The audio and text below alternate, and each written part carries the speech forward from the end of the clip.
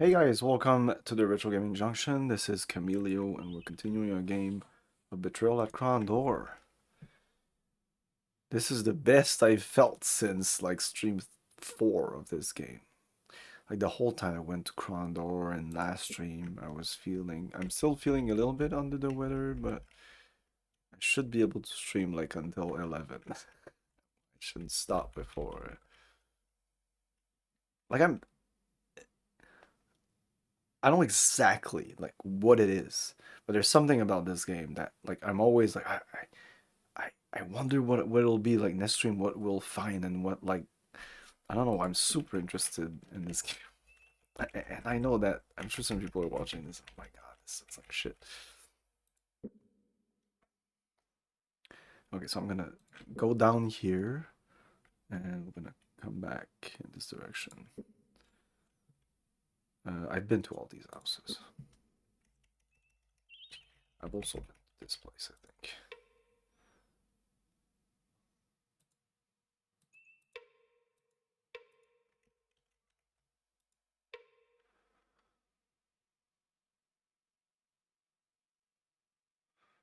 No.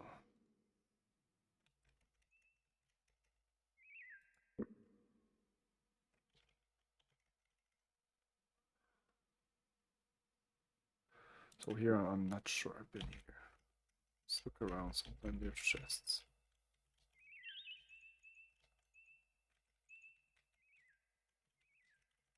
I think I've been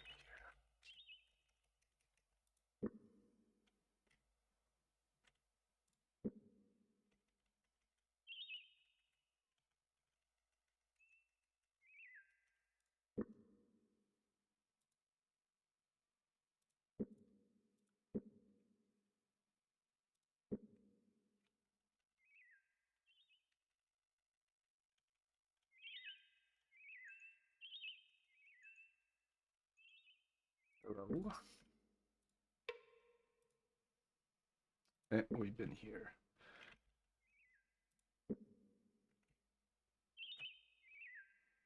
Oh,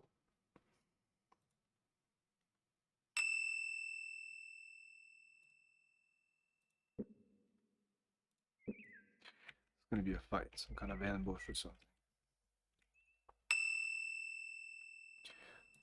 Oh, this might actually be our sneak that went up. Okay.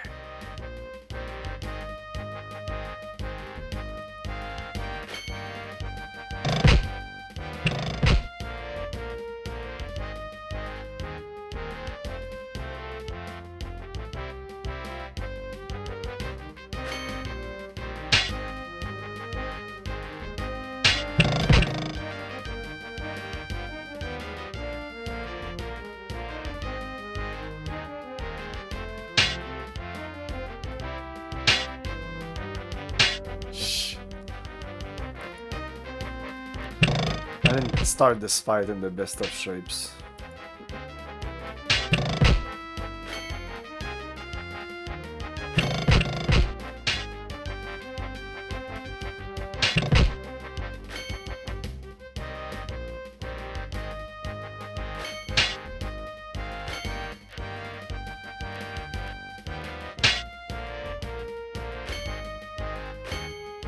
Gorath is just amazing.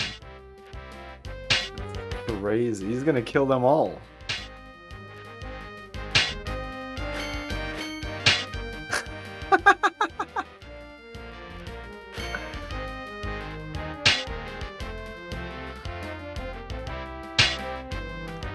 There's a temple right here, but we're gonna reload. That was a shit battle.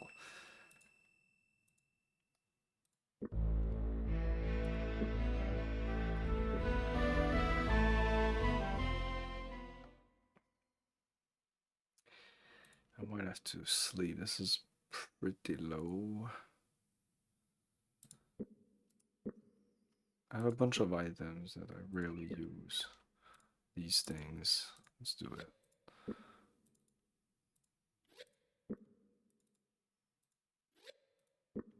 And then sleep till like here.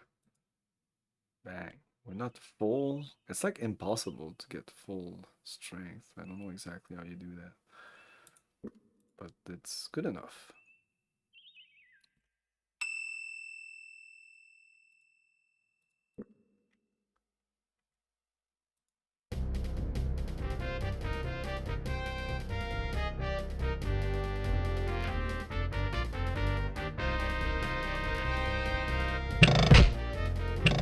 I hate this guy.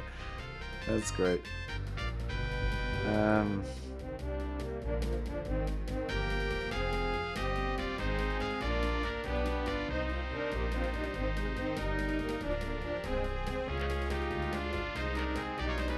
Can't believe that 80% you miss so much.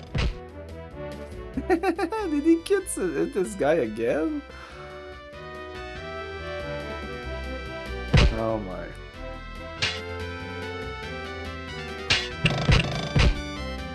No, he's hitting me and he's pretty consistent.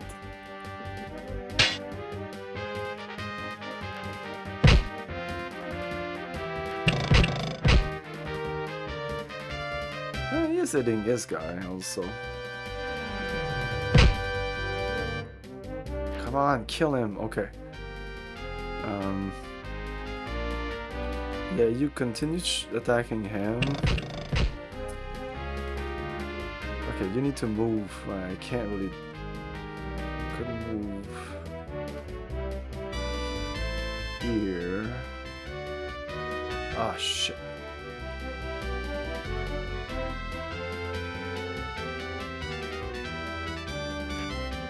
Fuck.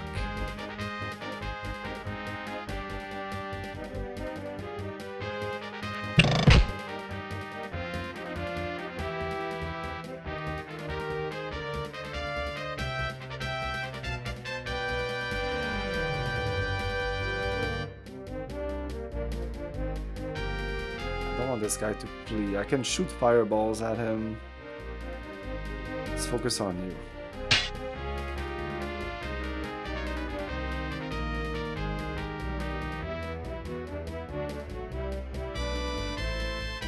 You need to focus. Tap. Okay. But I think that something like this is gonna be better.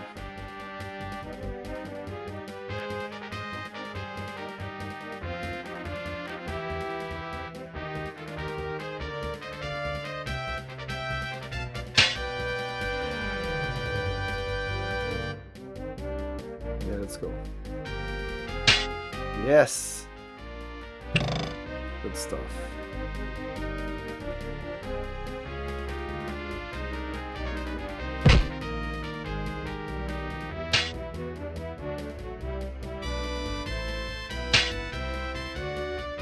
Nice.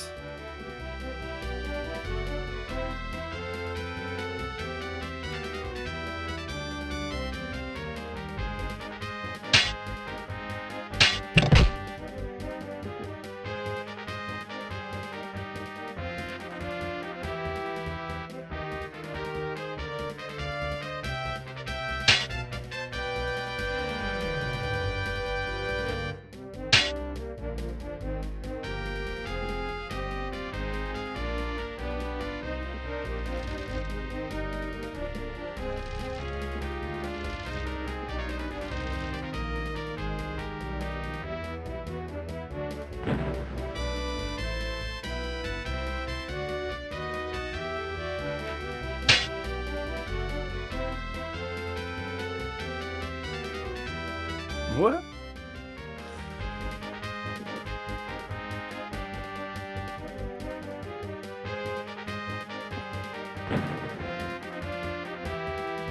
I don't like them. I like story, and I usually don't like procedurally generated stuff. That's pretty much a roguelike.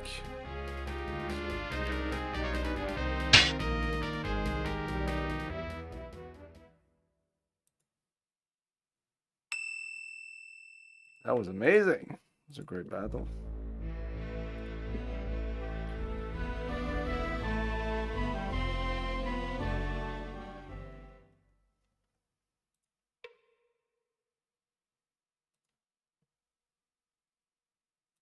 What's the protective coating for armor?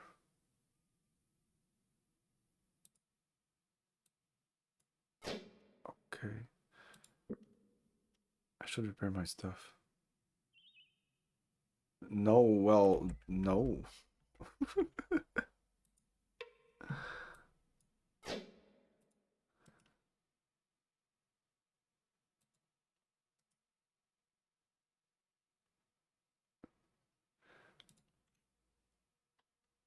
I name a couple. Maybe I played one. I don't know. Just that it really doesn't appeal to me.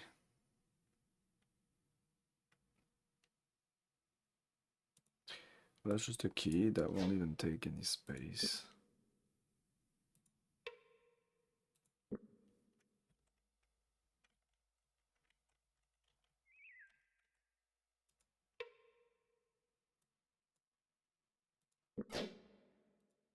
Okay, let's look at our armor. Ah, that's good. That's good. Oof, that's shit. Well, actually, I should just take something better.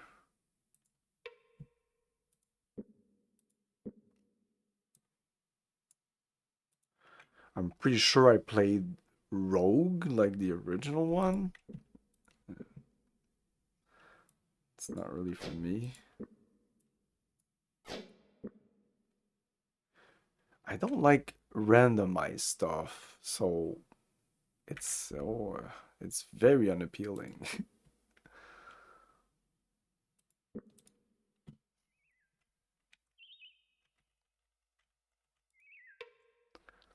The whole basis of the genre is definitely something I don't appreciate. For me, it's basing a genre um, on just to me just a part of the gameplay, like the part of the gameplay which is exploring dungeons or fighting in an RPG, but like without anything else. And I really don't get it, to be honest. What's your favorite one? And I'll tell you what I think about it. I probably didn't play it, but I probably watched somebody play it.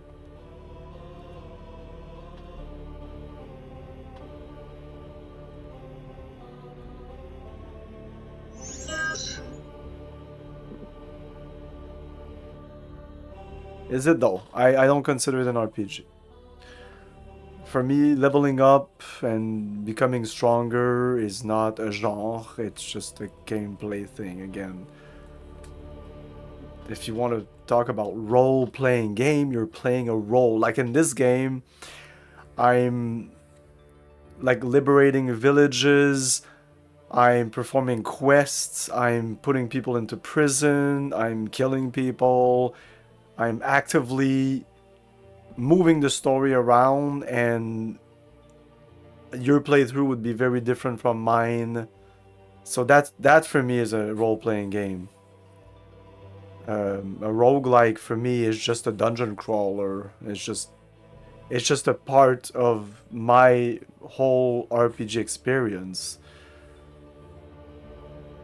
Like I like um, walking simulators, and I would also like some kind of RP. There's probably some, but I can't think about any. But that removes the combat completely, and all you're doing is quest and like Disco Elysium. So Disco Elysium, well, Disco Elysium has kind of roles and stuff, but it's like it's taking like just the story, just the interaction with the character, and removing combat and dungeon exploration from the RPG, which is fine. Like I think that Disco Elysium is a role playing game. It is definitely a role playing game. It is the definition for me of a role playing game at its core. Then you can add stuff on it, leveling up, exploring the world, epic story, blah blah blah blah blah. But at its core, Like the core of a 2D fighting game is two guy, one in front of the other, bashes themselves. Everything else can be up for grabs. It could be a story around that. It could be, but the core of the game is that the two guys boom boom boom. But I don't like talking about genre in games anyways. I just prefer just each game is it's its own thing, and if developers when they approach how they want to make a game instead of trying to make a game in a genre, same thing with movies or even like novels or series, just try not to think about the genre. Don't try to think about the themes you want. Well, maybe, but don't try to emulate something else. Don't try to put yourself in a box. Don't like etiquette. Like don't tag yourself, because then you'll be like, we're doing an RPG, and you'll think that you need to do these things. Anyways, but if you want to appeal to mass and be marketable, you probably have to just we're an RPG. We're a JRPG. There were no walls in the High Priestess chamber. James struggled to imagine how any such room could fit within the confines of the temple, seeming as vast as any river valley through which he had ever passed. Even more startling has been the winding maze-like corridors. The Death Acolyte had led them through. The Death Acolyte. Few rushed to speak to Our Lady. I'm curious to know why you wish to converse with us, the High Priestess said softly. A gauzy black pavilion draped her throne, obscuring from view all but her lit form limned in witch light and a single pale foot which rested upon a skull carved of onyx. Why do you call on the drawer of nets? Seeing no point in lying to her, James shrugged curiosity as much as anything, High Priestess. I wish to learn a little more about what awaits me when I am no longer living, and you, short of the Mother Matriarch and Rillanon, are probably the one with the best answers. I do not like surprises. Unless you're prepared to devote your life to her services, I cannot help you. It is not something I may merely unfold for you in an hour or an afternoon, she said. I will say this, there is no joy or love in her realm, but neither is there sorrow or pain. You have nothing to fear of her unless you swear the oaths of the Nighthawk. Why, what would that mean? Pain everlasting, the high priest replied. Those who are Nighthawks have sworn a dark oath, and those of them that are known as the Black Slayers swear the darkest oaths of all, allying themselves to the other gods or goddesses who would hold them free of the portal of death at the price of their souls. Once a man becomes a Black Slayer, he may only be called into her halls by an invocation of Lim Skragma herself, the prayer of final rest. Camilo doesn't like Rogue because it's randomized procedurally level generation. Yeah, and doesn't like games that have those features. Pretty much. But he likes RPGs, which is what Rogue is based on, the set of levels. Yes. Dungeon crawling, somewhat. Combat, somewhat. Dice rolling, somewhat. But I don't, like, it's not my preferred part of the game. And the less randomization there is, the more I like it. But I do like randomization. It's just that if your entire game is about randomization, like a roguelike, and you strip the story, my favorite part of it, then you kind of removed everything that I like about an RPG, so I'm not interested anymore. Same thing with like a 2D platformer game. If it doesn't have a story, if it doesn't have progression, if it doesn't have what most people call RPG elements, leveling up, changing your part, like a good example is like Super Metroid. That's a great that's one of my favorite games. Like platformer, somewhat. It's a platformer essentially. It's a shoot 'em up platformer, whatever. And like something like Mega Man. No, Mega Man's a good example of a game that isn't just like a guy and a set of levels. Even though Mario is a great game, but it has a little more. You evolve your character. You can go back to old levels. You can grind or kind of like experiment and like become stronger because of the items that you pick up in the level, but also mastering the different weapons and the different abilities that the game is giving you, and that's what I like about it. But that's why I ask you to name. You named Dwarf Fortress, which I think I watched you play. I watched other people play.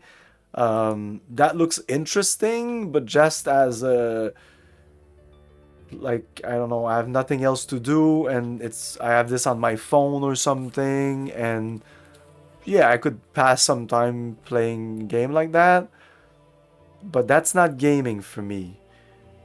When I game, for me, it's the same reason I go see a movie or I read a book. It's about going through an adventure and an arc where there is a beginning, there is a middle, and there is an end, and there is uh, uh,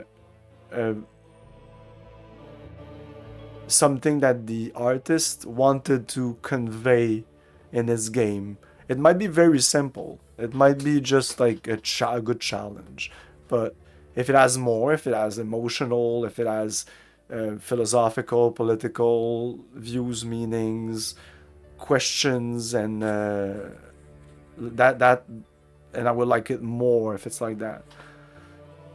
So as much as I liked Disco Elysium, I still missed the part where there's a larger world, and it's like I'm in this RPG and I'm stuck in this village, this town for the rest of the game. And now I want to explore more. I want to see a little more. I like personal stories, but I wasn't really in love with the story that Disco Elysium had to give me. I was in love with all the different ways that the game would show you different ideologies. But I think that the game leaned too much on that, and it becomes very just that, and I think it's sprinkled around in a game with more stuff. I think you also have the more time to think about those things. The perfect game in that situation would be something like Torment. Torment has a good balance of combat, exploration, and philosophical, ideological discussions.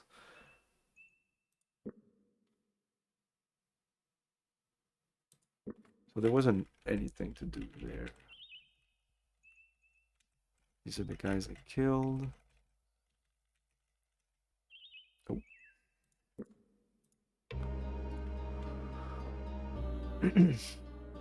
Skull. It's an RPG in the traditional sense. It's not rogue and has very deep story. It looks interesting. I saw Tom play this, I think.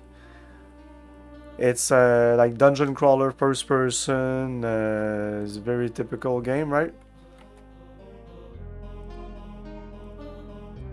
Gold. It's recent, but it's no, that's not the game. No, that's a musical band. Against the yeah, that's it. Yeah. Oh no, it's like top-down Ultima style. Yes. Yeah, this looks great. Looks amazing, even. I will probably play this game someday, but this channel, me also, is not really interested in diving into newer stories, because I think that there's enough backlog of amazing fucking stuff that is now part of our culture. Skull is not part of our culture. This game is part of a video game culture. Skull is not yet part of video game culture.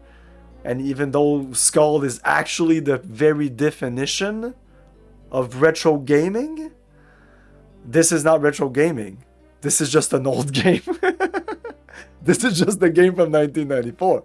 Retro gaming, by Wikipedia or a lot of definitions, you will learn to know that retro gaming or retro whatever, retro cars, or it's cars that are made to have a retro style. The retro is a style, when they were making this, they weren't making a retro style RPG. They were just making an RPG in 1994.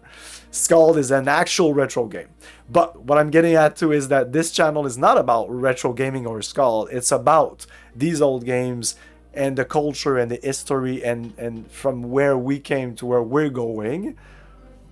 And also because even when I'm playing something like MechWarrior 5 Clans, I'm actually playing the continuation of these old games that I started when I was young. Same thing when I'm playing Battletech. Same thing when I'm playing Shadowrun, which are all the IPs and the worlds that I grew up in the 80s, 90s.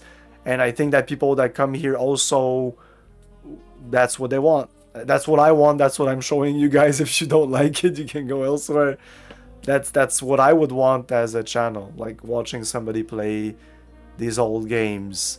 And I would be interested in seeing his opinion on Scald. Not so much. Like if I'm watching Tom, or if I'm watching Nix, or if I'm watching you Arrogant, I'm not really that interested in seeing your views or your playthroughs of a game that just came out. I'm much more interested in watching you relive kind of some parts that I lived when I was young, or something that you may also have lived when you were young, because I don't know, that's my world is the 80s, 90s, and maybe beginning of the 2000s, and after that, in my opinion, the world went to shit. It was already shit, but it went like totally batshit crazy shit, and like people don't give a shit anymore, and that's it. It's like we became what I never really thought that we would become, actually. Anyways, back to the game. I never thought that we would fall so quickly into like the cyberpunk world that I loved, but more as an observer of a maybe scenario, you know, that probably will never exist. But now we're diving, and everybody's like almost for it. So that's kind of weird. It asks no questions, but demands many answers. Don't knock it until you are ready to see what's on the other side. Like a door, like a... It asks no question, but demands many answers. Don't knock it until you're ready to see what's on the other side. The late 90s, cars are all the same. No, I disagree, and I'm not even a car guy. Or you mean now the cars are all the same? I don't know, I feel like now the cars are all the same. Now they all look the same. They don't have any styles. They just... That's it, that's our car. Back then they were trying to make something beautiful, and also something that's efficient, but also something that's beautiful, and you look at it, you're like, whoa, I like those curves, I like the way it moves, I like the, you know, I'm not a car guy, but just...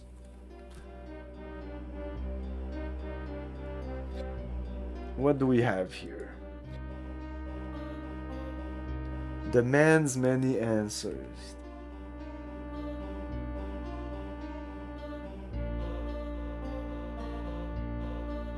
Like a password, like a question? No, it has no questions. Demands many answers. Don't knock it until you're ready to see what waits on the other side.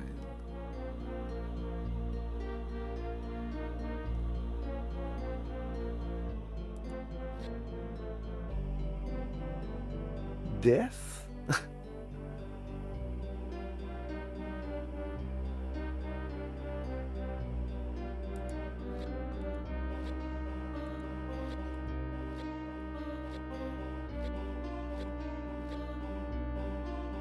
Or maybe Jaguar will do something interesting. Do you think? Maybe they're gonna blow us away.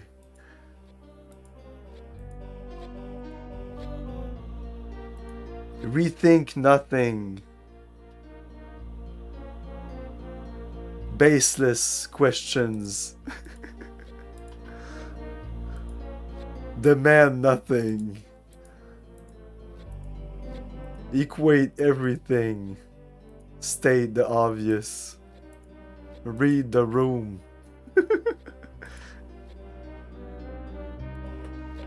Wow, I have no idea.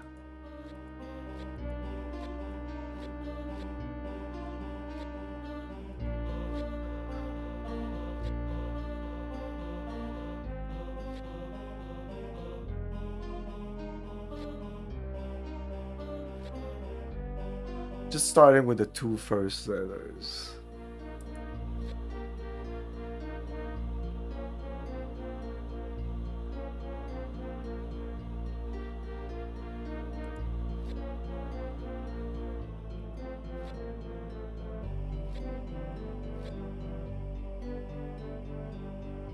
K. There's not that many words that start with K. I'm betting on T. Ends. No, not answer. Then.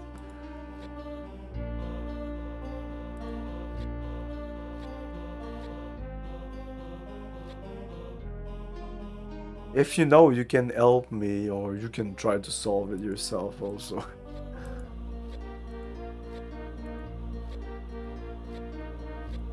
When I can't figure it out, usually I look it up. But this one is just beside the road. And we found lists of these passwords previously. Like all the passwords for like a section, so I could come back to this.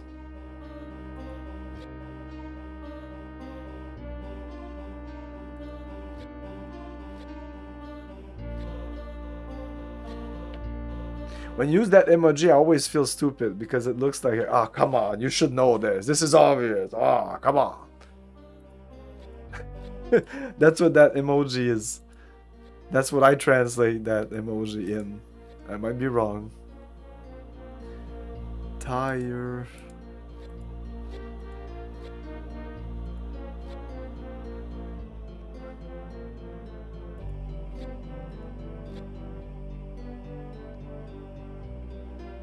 This is obvious. The answer is on the screen. Are you saying the answer is somewhere in there? It's on the screen. On the screen there, or like the whole screen here? Me included.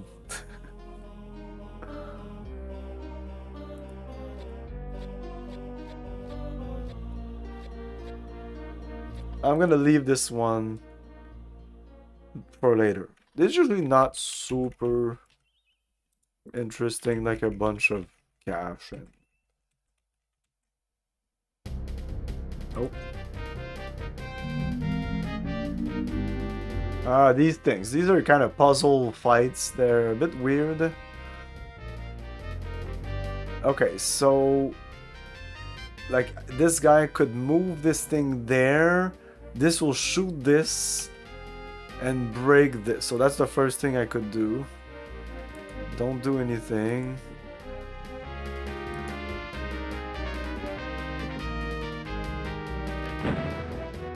So this will break. And now I can go all the way there. If I touch the line, I get like 400 damage or shit. This inspired 2 sequels. This is called Betrayal at Krondor. So there's a game called Betrayal at Antara. And there's another game called Return to Krondor. They were very original. And I guess there would have been a third game called Return to Antara. No. This game is part of a series of books. I'll post the video on Discord. Actually, it's so fucking small. I could put it right now.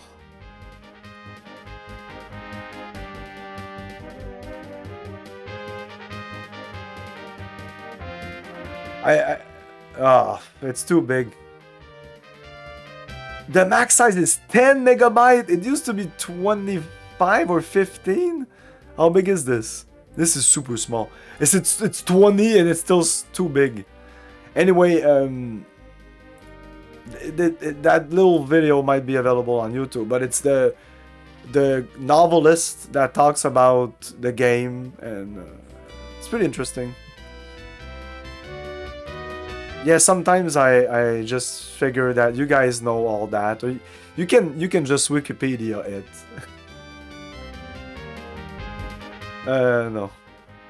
This is like, even when I played this the first time, I kind of knew that it was more than just this game. Like, Betrayal at Krondor, it feels like I'm supposed to know what Krondor is. And also what it said behind the box, I think, kind of referred to a bigger world. And then you play the game and you're like, oh my god, there's so many characters. Some games would go as far as this, kind of like a Stone Keep, that created a novel to accompany the game to try to make the game bigger. Sometimes it really shows that they did their work to create a bigger world that's kind of like you're just playing the game inside the world. And those are my favorite games. But most of the time, it's like you're playing the game and the world, and that's it. The game is the world, and there is nothing else. Like, as soon as your character would go outside of the continent or whatever area you have access to, you'll just fall down in some kind of weird void. And if you can't talk to characters about things that were past more than 100 years, because there's just nothing that existed before. This world just pooped out of existence. Like, I hate that. I'm a big fan of Lord of the Rings, and when Tolkien created that world, it was very important to him to have the entire fucking back history of the world before even starting writing the first fucking thing, you know. Anyways.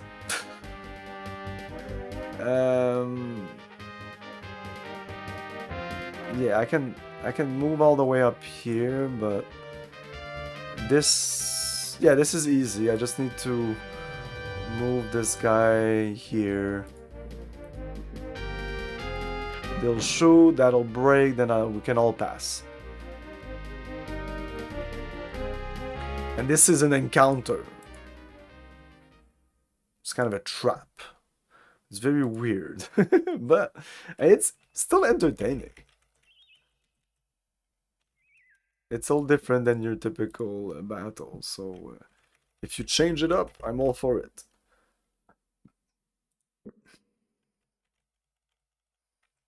What's this?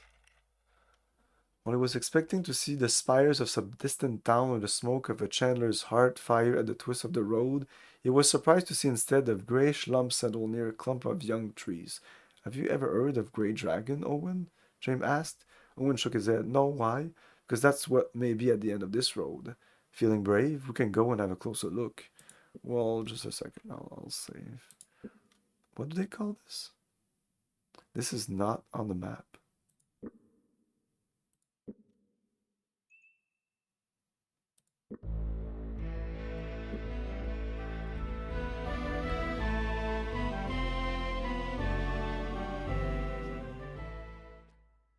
I read the Silmarillion. Whoa, my god, that was something.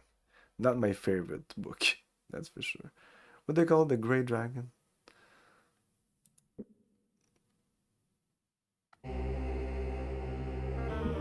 Hey, this was so disjointed, and it wasn't really well written, because it really wasn't written to be read like a novel. Like, when you read The Lord of the Rings, it's not just a description of stuff. You know, there's an actual story and emotion and characters, and I don't know. Reading the Silmarillion was like reading the fucking Bible. It literally was like reading the Bible. Interesting, but not really meant to be a story that you just read, like page flipping. Chiseled from the dark stone, the statue of the dragon was rendered with frightful realism. Its burning gaze surely as malicious in stone as it had been in life. Most impressive of all were the yellow teeth and claws, stained cleverly at the tips with a red pigment to simulate the blood drawn from an unfortunate victim.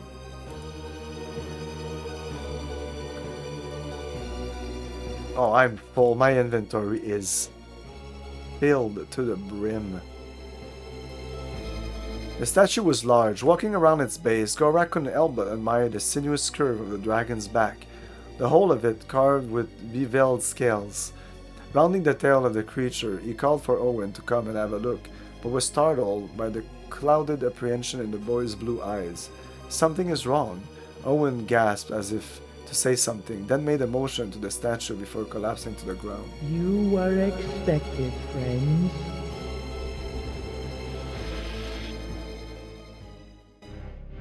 It's a real dragon, oh my god! Greetings, Owen. Oracle of Al. Where am I? While your body is lying safe, still and silent in a cove near Malak's Cross, your mind has journeyed elsewhere. Here. Your arrival has been expected. I am pleased to have you as my honored guest, Owen Belefort of Tyburn. Me? At journey's end you shall not be as you are, nor may you turn back the way you have come. The times ahead of you will be filled with hardship, and many times you will believe yourself far less significant than you truly are. In the days to come, you may stand at a critical juncture between Rythar and Mythar, and if that comes to pass, you should know this: a time comes for all things to die. What does that mean? Who are Rythar and Mythar? I can explain in no measure more as you yet understand your world. In years and in wisdom you will come to me again, and a great destiny will be upon you by then. You will be ready for the fullness of truth on that distant day. Until such time, you may consult me on other matters. Tales say that dragons know their own destinies, but I had not heard that they knew the destinies of others. I am no dragon. Oh shit, I clicked too fast. Things I have seen, and farther yet I see into the things that might be. You can see the future. I can glimpse things that may be, such was the gift given to all those of my race. Gorath. A Moradel travels with us named Gorath. Is he what he says he is? Can we trust him? Oh wow, that...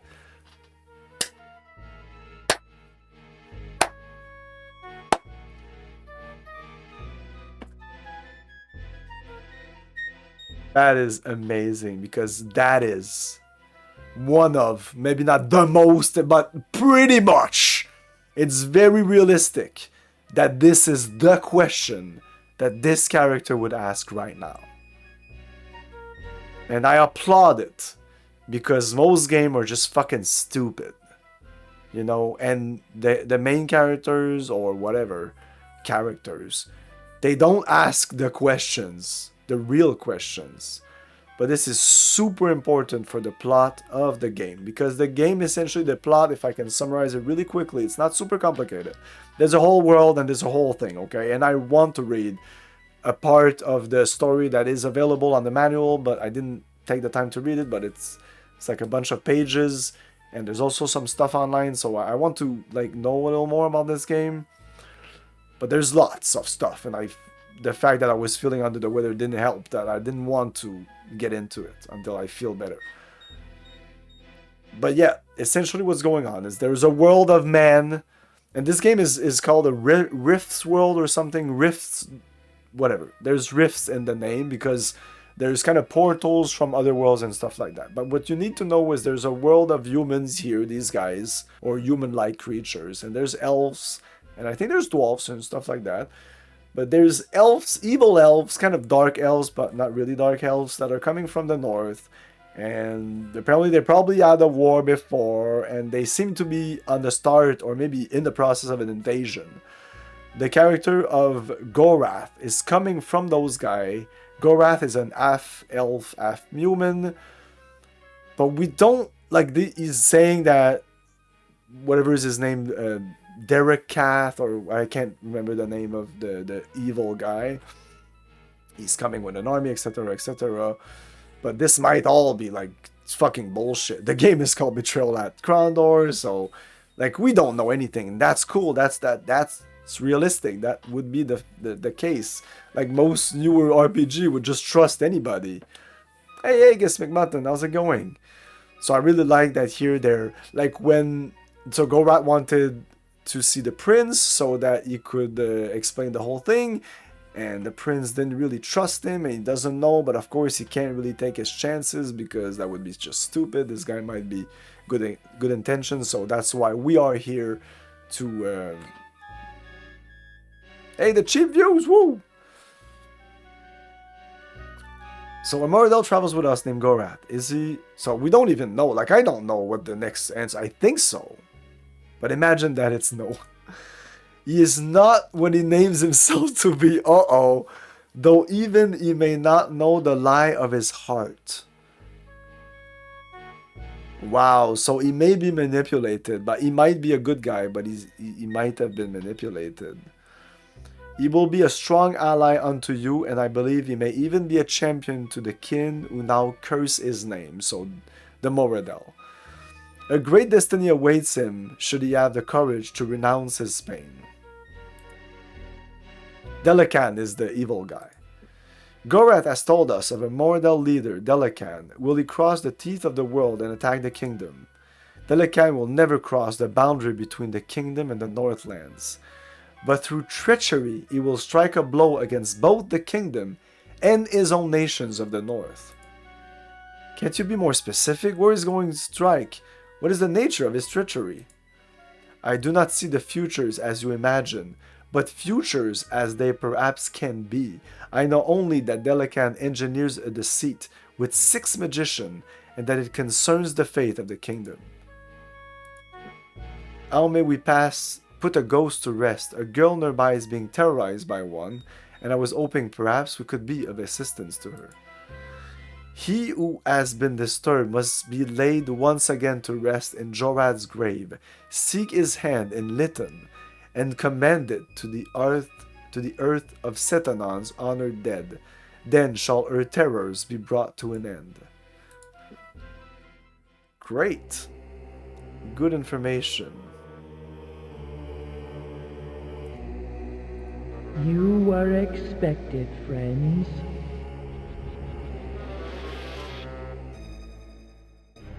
Okay, I'm sorry. I just wanted to see.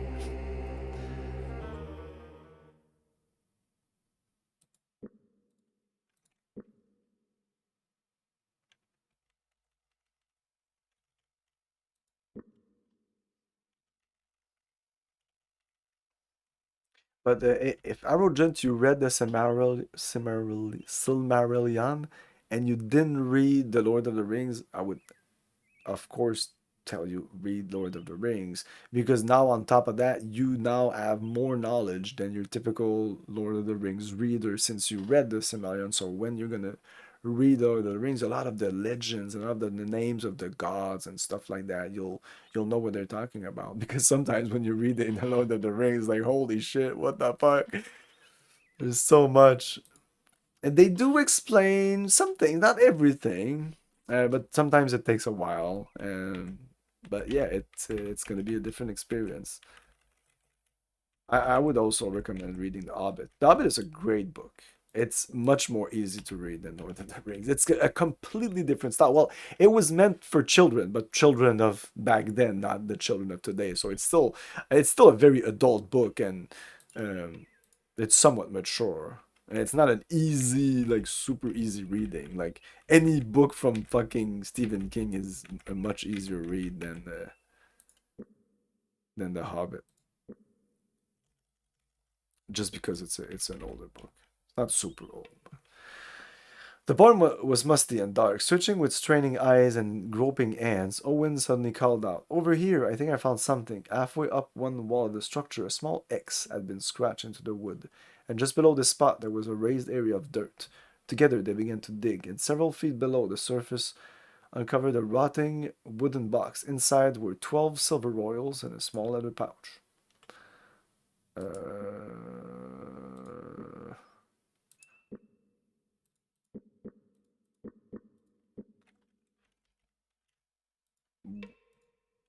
But I'm not sure that I got the pouch because my inventory is full. I need to dump some stuff. Okay, let me save.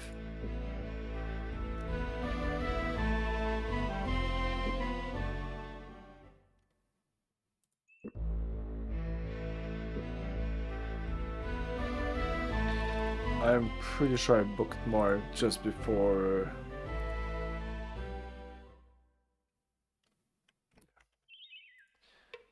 Ah, I'm fucking stupid.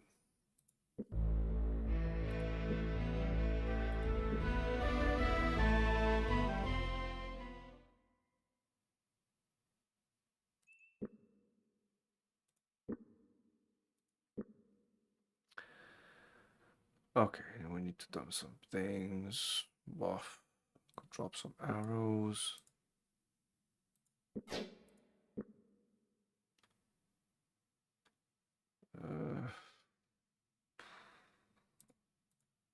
I have a shit ton of these things. Can I combine with you? Okay. You also have a bunch of arrows. Why do you have this? No, you don't need that. Okay. Just make a little bit of space.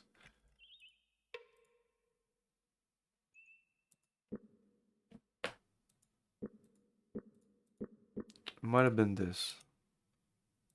I don't know. Maybe it was rations. Okay. Hello. I Iagra. I don't know how to say your name.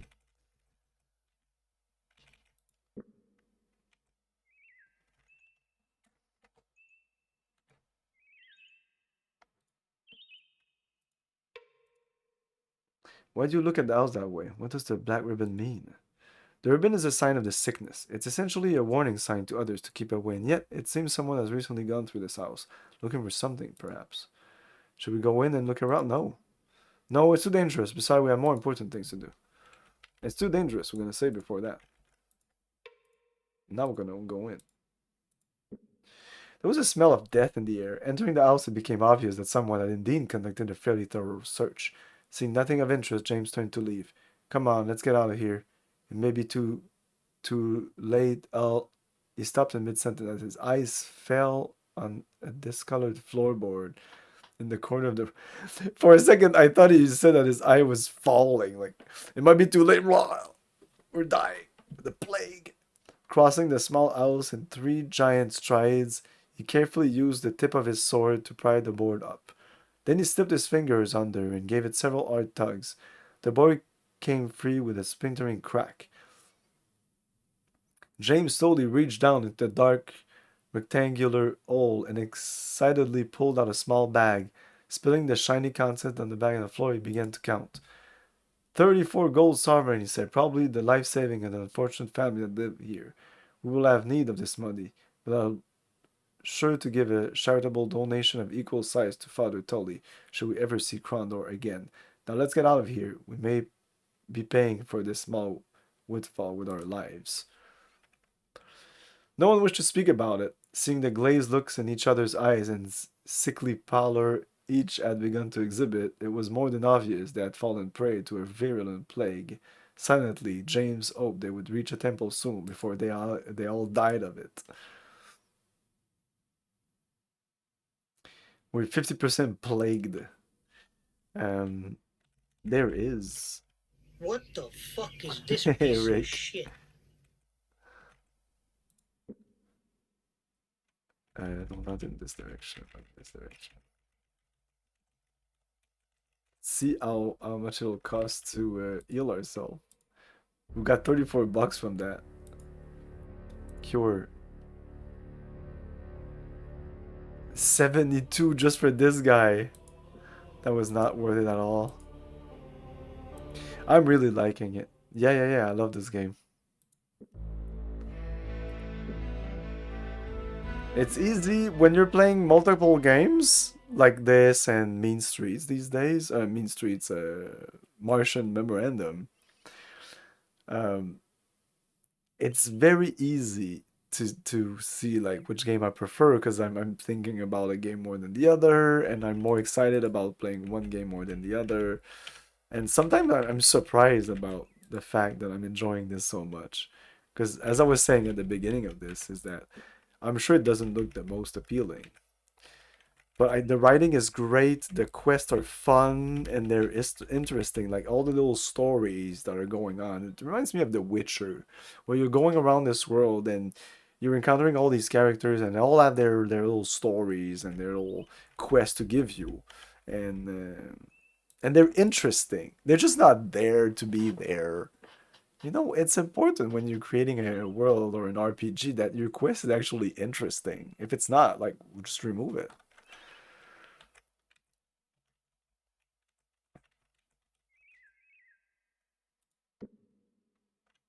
And that's one of the reasons I like The Witcher a lot, is that most of the quests in The Witcher are very interesting. They're their own little story and of a family or some kind of monster.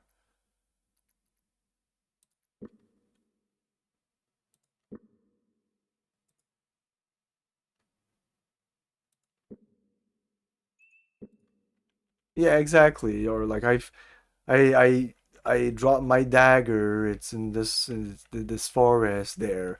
That's also okay, because if you're going to the forest because you need to traverse this forest to get to the castle or whatever, and the guy in the village is asking you to get his dagger, well, you're gonna explore more. I'm gonna explore the forest anyway, but most players might not. So now they're gonna have an incentive to explore the forest, get the dagger, and then come back to the village. And maybe coming back to the village, that's an excuse to come back to the village, and now you're doing some back and forth between the village, and you still haven't went to the castle, so it's the whole like kind of basis of an RPG, you know. This whole game is about that. This whole game, the game has been literally, you start at there on the map, you go there, and then you go there. That's it. But there's been so much more because I had to come back to get back to go there to blah blah blah because I talked to a guy that told me to go there, you know. So inevitably, I just had to fuck around for a while. Gorat scan the runes. Okay, so that's a puzzle. Magic, death, temple, bless, rest. At last you may solve this. What? A quest should be more. Here is a chapter of a story. More so than kill. Yeah, exactly. Yeah, yeah, yeah, yeah. You can have both. You can, like, if you're really good, you can mix it up and you can make the side quests. Like those newer Final Fantasy, I'm actually interested in playing them someday. The remake of Final Fantasy VII. I will wait till it's over though, till it's done. I think there's still another part, maybe 4 parts, we don't know. Magic, death, temple, bless, rest. At last, you may solve this.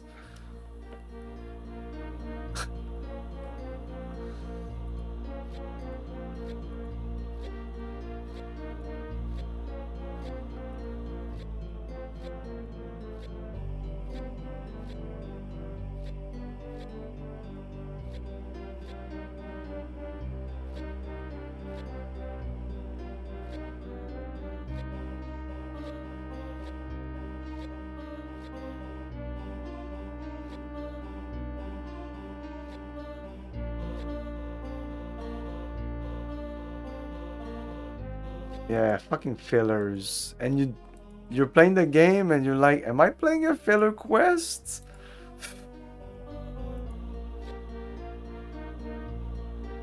Magic, death, temple, bless, rest.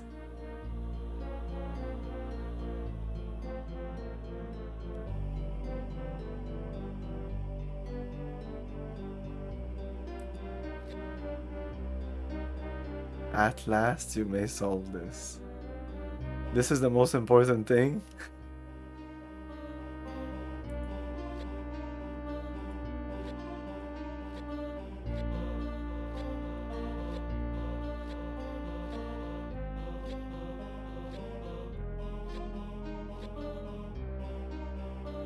Give me the first letter of the word you think it is.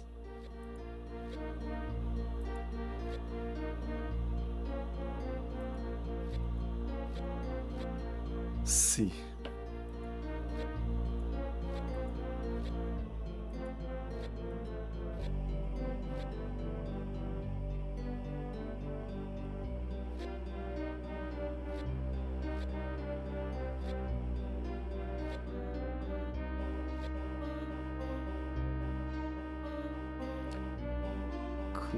Cler clergy? No. Cler no, not cleric.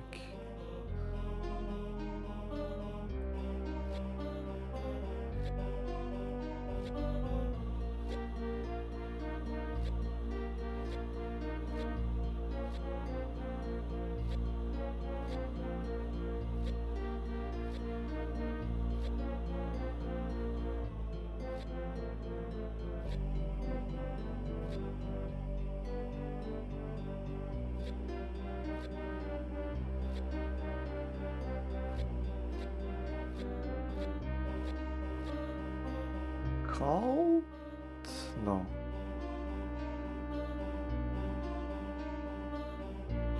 Cheat? Ah, cheat. Chest? Wait. Chest? I don't even know. Chest? Oh. At last you may. Woof. That was a shitty one. At last you may solve this. Yeah, maybe that puzzle in another language makes more sense than at last. At last.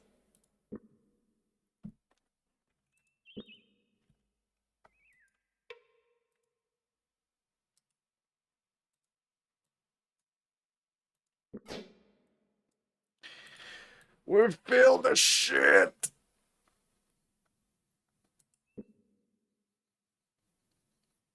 They're like, at last, at last. Yes, at last. I don't think it's a good int or anything. I don't think it fits. I don't think it. I don't know.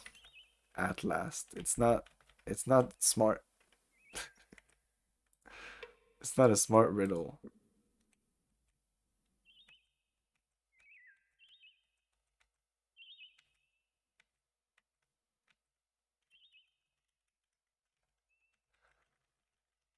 For it to be smart. Because I'm sure you're like, what he's talking about. He doesn't know what he's talking about. The at last, blah, blah, blah. It could be a play on words that actually means the last letter of a word. Now, I don't have any example for you. So I didn't get this. I don't do riddles. I don't make riddles. But that's how it could have been smart. That's why I'm saying that in another language, maybe it makes more sense.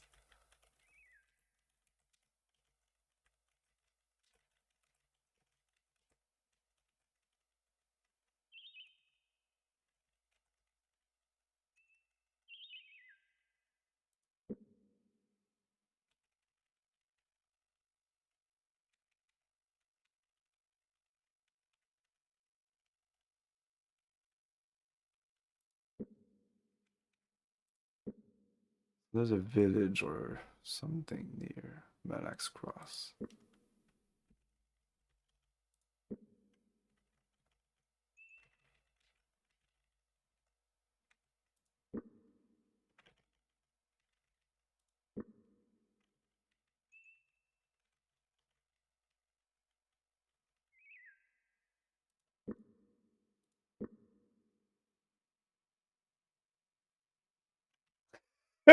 I know English. I think I know English. You don't have to explain to me what last means.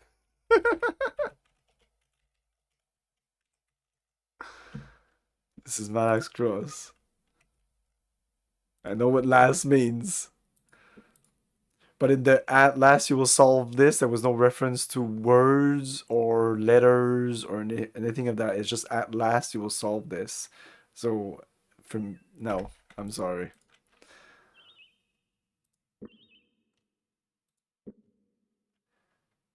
Even if I would have solved it myself, I still would have thought it's a shitty riddle like other riddles that I found in this game. Whether I solved it or not, my ego has no implication on whether I think the riddle is a good one or a bad one. Because there's a not a bunch, but there's a couple that I failed that they were amazing riddles. I just didn't think of them. But most of the great riddles, we know them. It's very difficult to make a really good riddles, and a really amazing one, we all know them. Like, it doesn't pop out of my head, but the one that's like the time is one that, you know, I don't know, it's like super obvious now because I've seen it in multiple games. There was a shadow one here, the answer was shadow, that was a great one also. It has, at least for me, it has to be kind of a play on words or like a reference to like when you read it but in another perspective. Like you look at the riddle but you see it in a different perspective. The riddle's like, hey, look here, but it's doing its magic secret here, you know. Irritate native English speakers with the play on word. Nah, I disagree with that. We'll see if we get another good riddle here. But this game has about 50-50 now. The good ones versus the bad ones, in my opinion. And then altered them. Ticket, he barked through gapped teeth. When James failed to respond quickly enough, he leaned closer and shouted, "Are you deaf? I'll need your lecture ticket." "What if we don't have a ticket?" James replied. The man smiled an unpleasant smile, poking his thumb at four extremely well-developed soldiers who looked to be members of Malax Cross Constabulary. He squinted. "Do you have tickets for this evening's lecture or no?" "No," James said, backing to the street. "We don't want any trouble. We'll be leaving now." The door slammed closed.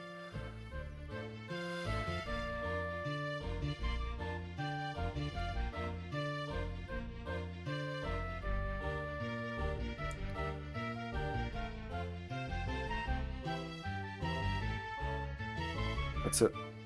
By yourself.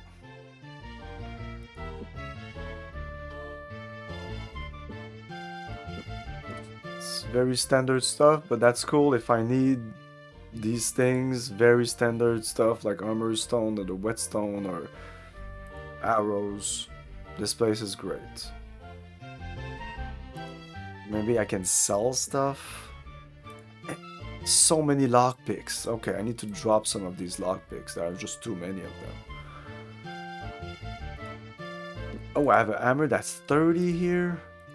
Okay, so this one, can I sell it? Yes, go.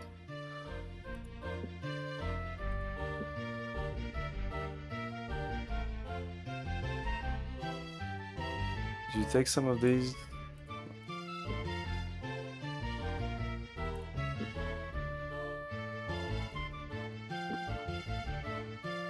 Remove that. Well, I'll just drop it on the floor. Okay.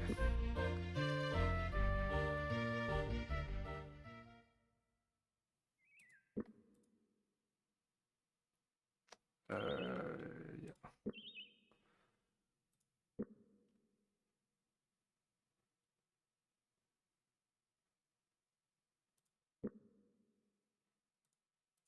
This.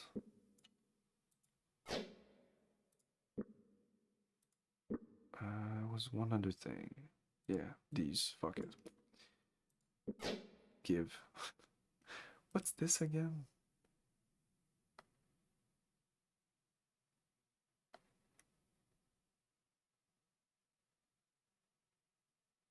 Throw into face a victim.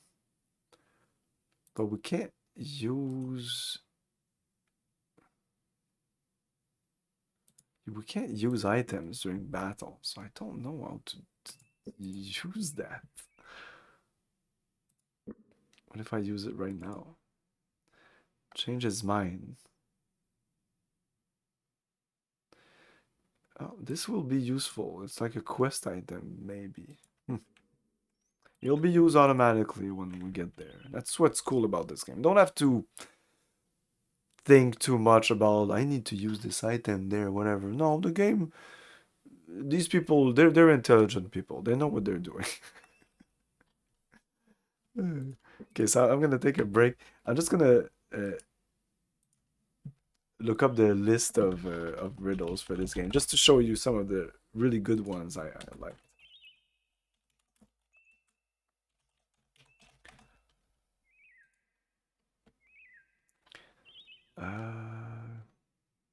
Can we have them in order? Well, there's the time one. It's gonna be easy if I start by looking up the answer. No? No.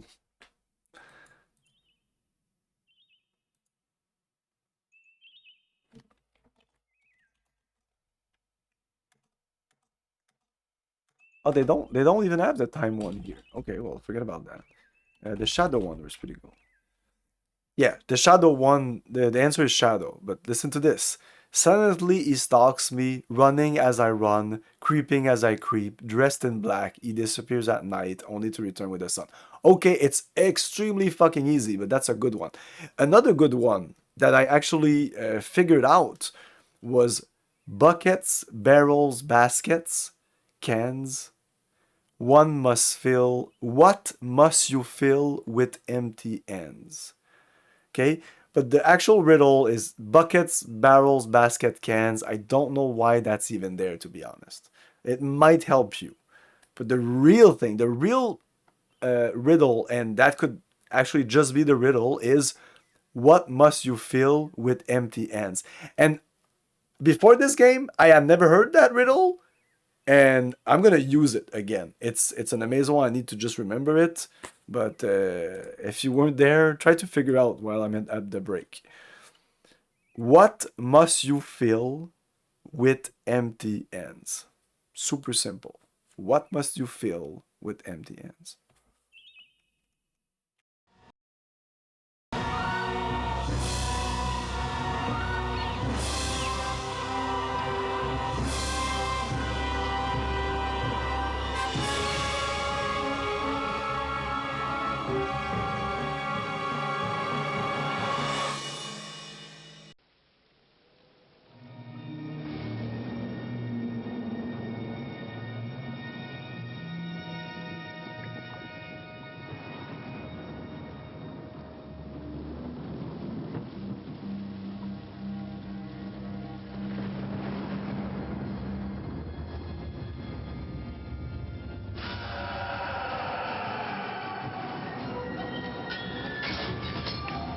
Dare spend the night. Shivers. It'll scare you to death. Coming this fall.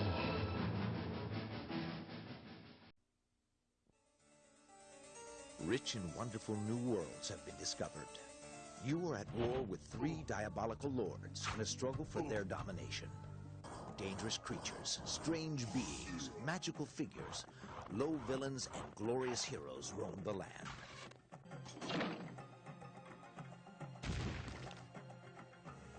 Recruit your own battle forces, gather your resources, and set out on the adventure of a lifetime.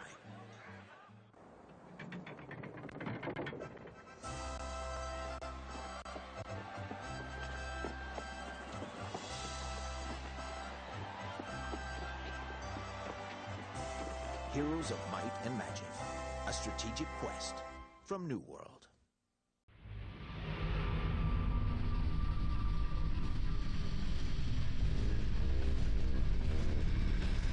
Target destination 3.2 meters.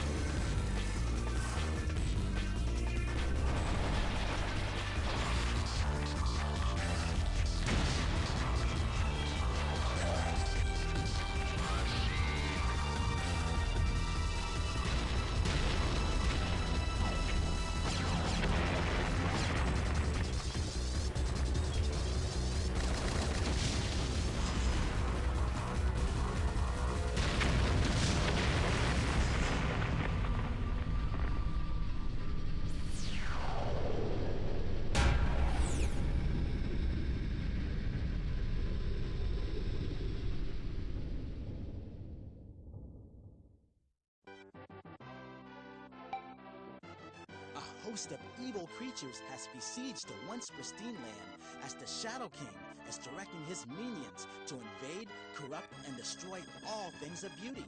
Merlin finds himself in this enchanted land after being swept away in a river. Armed with an arsenal of magical objects, you enlist the aid of the Lady of the Lake and destroy all the evil minions. It takes skill to penetrate the Shadow King's defenses and crush him forever. And young Merlin from Virgin Games.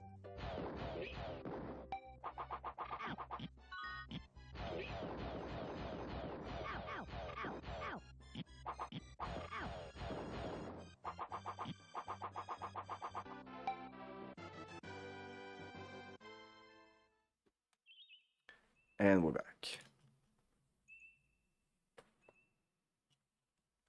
Yeah, sorry, the sounds do not work during the break. Reason is that the sounds are coming from Streamlabs will be Streamlabs chatbot. They're just coming out of Streamlabs chatbot. So, and I'm just capturing the desktop audio so that you can hear this, the notification, all that is using the desktop audio. So that means that when I'm on break, I cut the desktop audio so that you have the sound of the ad and you don't have the sound of the game anymore. And also, if I ever decide to just listen to something or watch something or whatever in the little like 2-minute break, which I don't really do, but still, if I decide to masturbate during my break, I don't want you to hear my porn, you know? It's mostly about like removing the sound of the game. There's other ways to like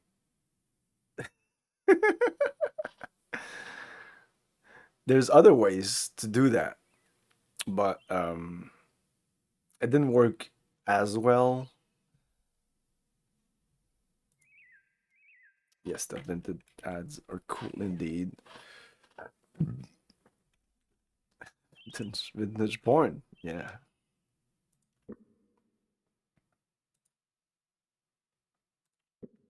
Stupid!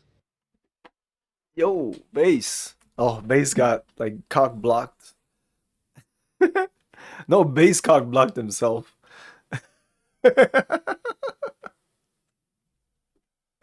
Stupid TOS. We want to see that. Oh, the masturbation? No. Nobody wants to see that.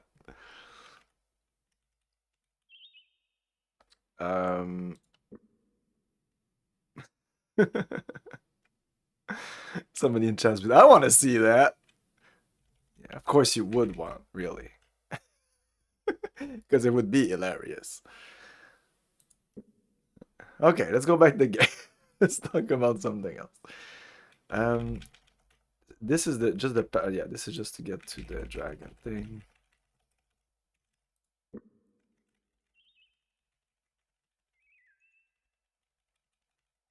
Nothing here. Okay. Battle. Oh my god, we're not ready for this! Holy shit. They're all coming at the same time. Like, all like no long range. Usually there's one or two that stays behind and use crossbows. So, I'll have to move just to see who's following me. Like, I think this guy is going for him. This guy is going for him. It's important to know who's going for who. He has no stamina. Yeah, I think we're at the end of the day, so his stamina is pretty good.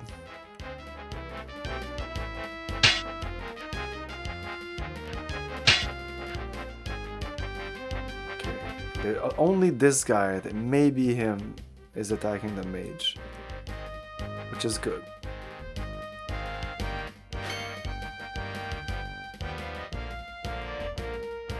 Okay, he can't attack him, so continue on this guy, I guess.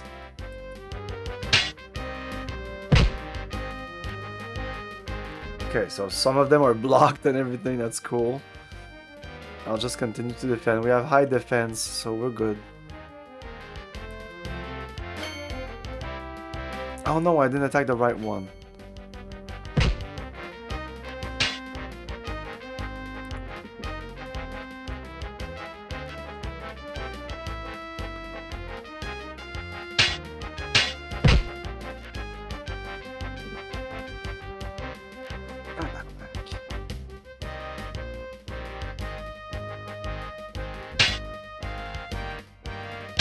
Gorath by himself can just destroy everybody here. This guy is not the best swordsman.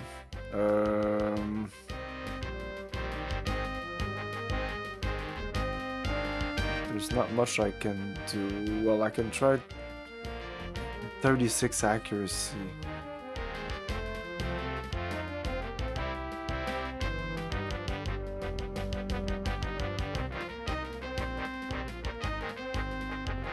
Whatever, let's try a swing.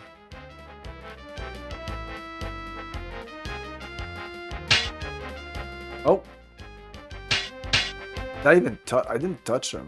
But this guy can actually do something about that. I could throw a good fireball, I have good stamina. Let's go, let's just obliterate him. 30 fucking damage. Oh, this guy's in the way.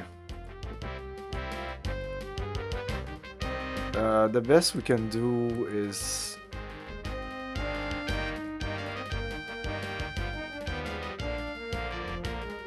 What the fuck's going on?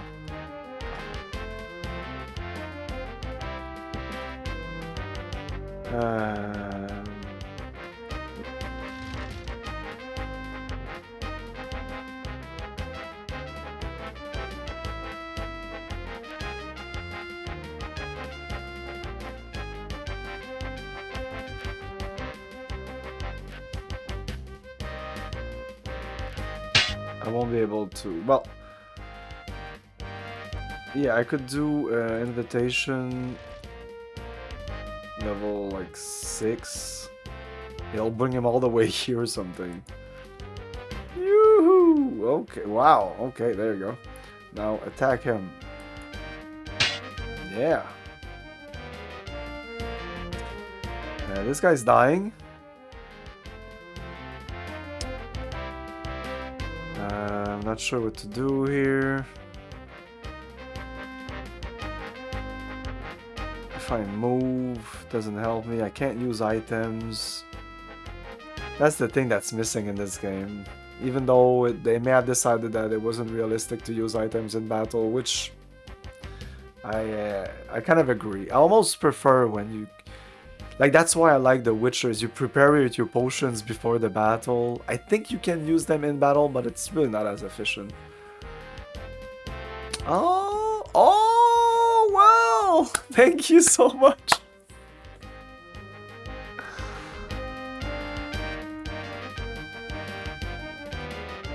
Okay,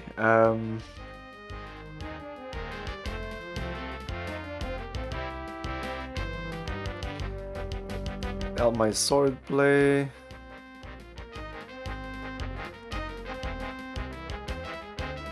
No.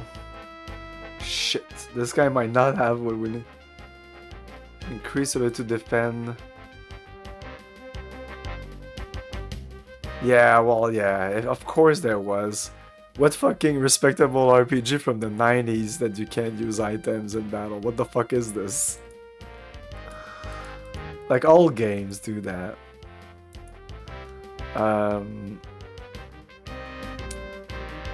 Yeah, he doesn't have much. Oh, this thing.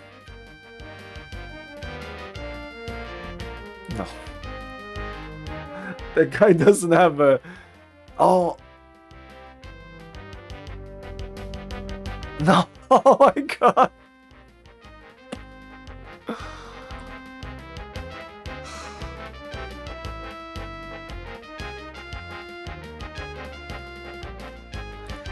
So healing is those green vials, but he has some, but this guy doesn't. That's great. That's great. Oh shit, that was my move, going into my inventory. That was it. I needed to do something there. I committed. Okay, but the thing, it's fine because I'm gonna continue doing Despair Die Eyes on this guy. You never be able to. With Despair Die, you blind the target, and it's like... It's automatically blind. It's great. That's one of the best spell. If I can do that on all these guys, this will be over quick. This guy will go down or flee soon. So we're good. I'll just continue bashing. I might get lucky, but Gorath will probably finish all this. Oh, 2 are actually going away.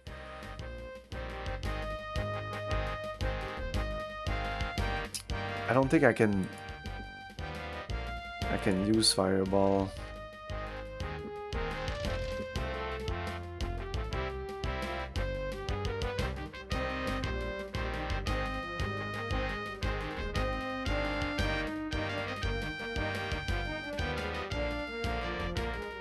Yeah, this guy is... Everybody's in the way. I can shoot this guy, but I'm gonna hit him. But probably... for maybe 1 damage. Maybe.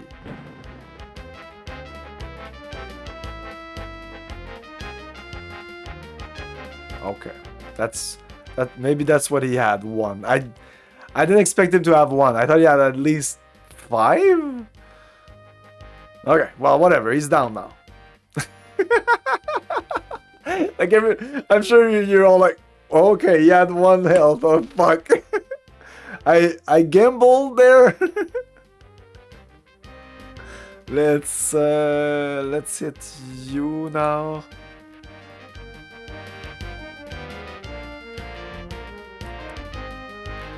That was stupid, but I can't do much at this point.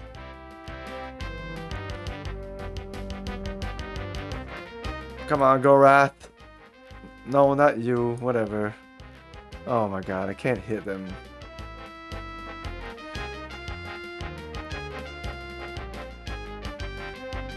Attack you instead. There you go. Oh. Actually, I'd like to bring them back, because sometimes they have cool items that we won't get if we let them flee. I don't need that much. Oh, I can't even target this guy. Oh yeah, I can. No, I'll go for you. Oh, I can't. Fuck.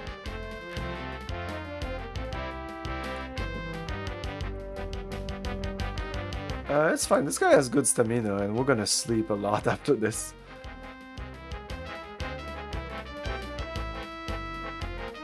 Yeah.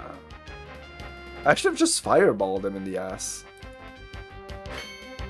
Yeah, let's go. Let's go.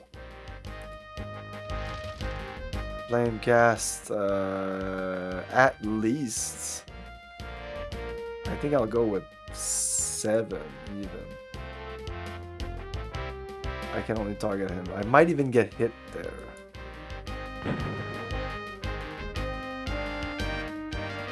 Yeah! Die, motherfucker!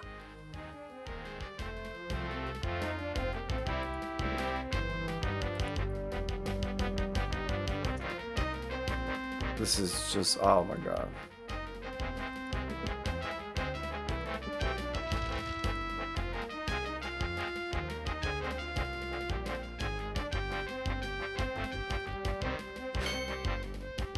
Yeah, this spell...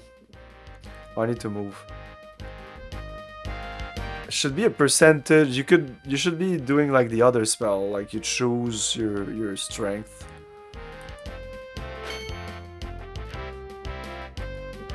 Gorath is a machine.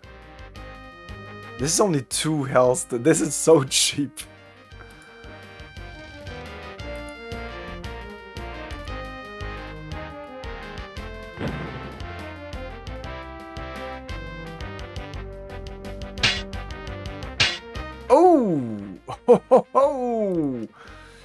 Oh, that was a good shot. Come on, Gorath, you need to kill him because this is looking bad. He's at 15 health. And because of that, his accuracy is 27 now. Oh, But he's running away. My accuracy is not 27. Bye-bye. Oh, he's not dead. 8%. Let's go.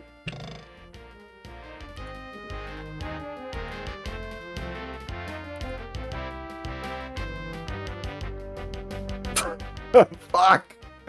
It was bound to happen. We still have one more shot. Let's go. Oh, I'll just do invitation. No, no. Fuck. I bet they have. Okay, but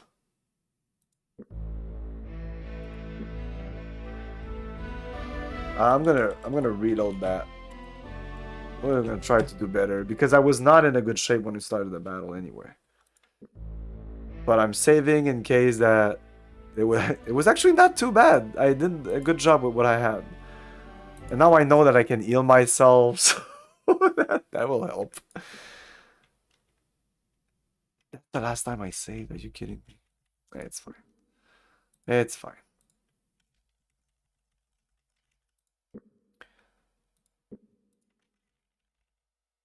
Let's go all the way there. And then I kind of turned around. I don't think there was any chest or anything. It's the road again.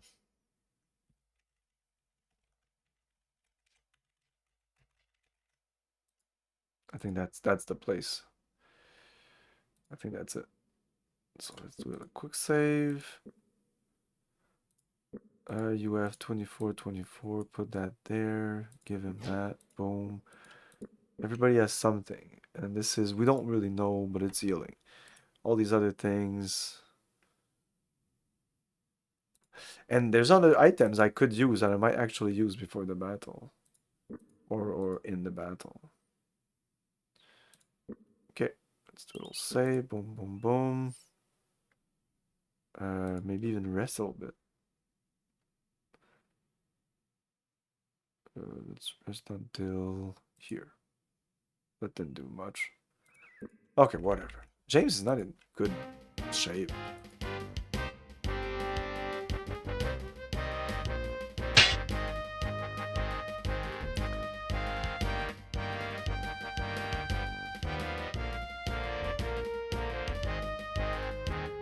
Okay, let's go here. Let's heal ourselves immediately. I have 24 of that. I should have used a bunch before the battle. Why not? Oh, use again? Oh, wow. Oh. Why not? Yeah, let's go. Whatever. I never used them, so for all the other times I should have used them. There you go. You're good. That's I'm not sure I like that. This is gonna make some of these fights a little bit trivial. Whatever. The game is tough. So we're here. Might as well do something else. We have 3 of those. Helps the sword play.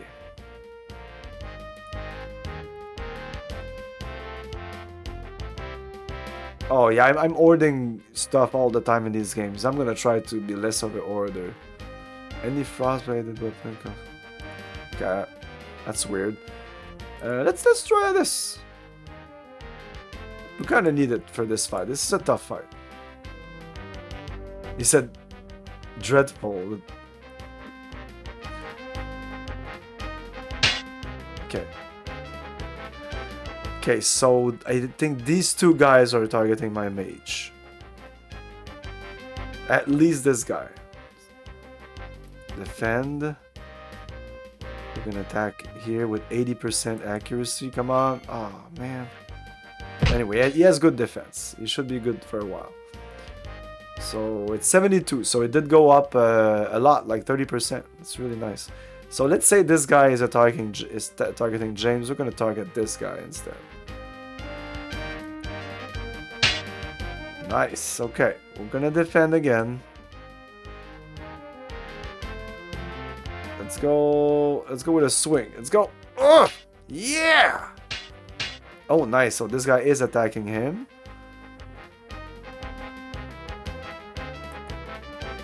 Nice. Okay, I'm gonna move just in case that they actually don't follow me. Oh, this guy's going.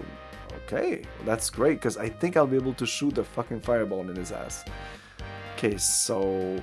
Well, this guy was also targeting the mage, I think. But if I go there, I'll be in a way.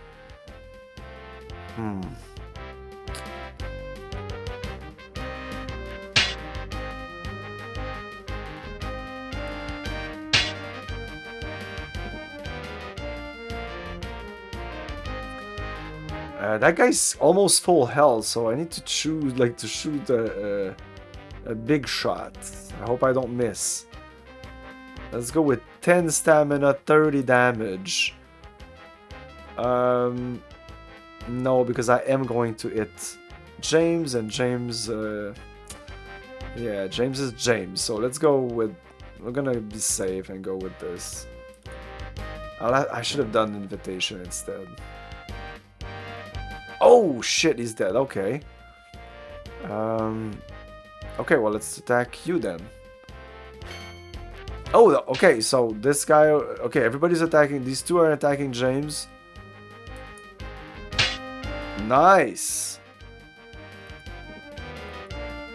Now it's all about you. Oh, shit.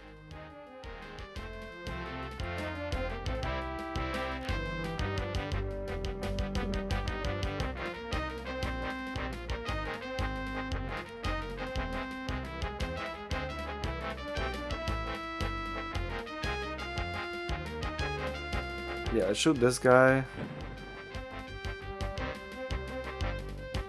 Okay.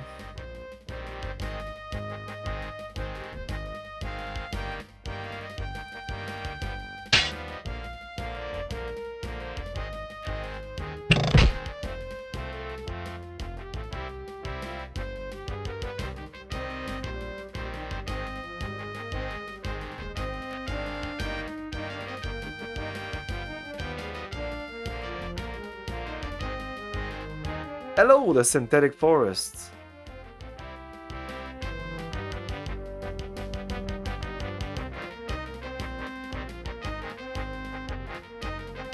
This guy will run away. There's nothing I can do. If Owen is next, maybe I can bring him. Oh. Yes.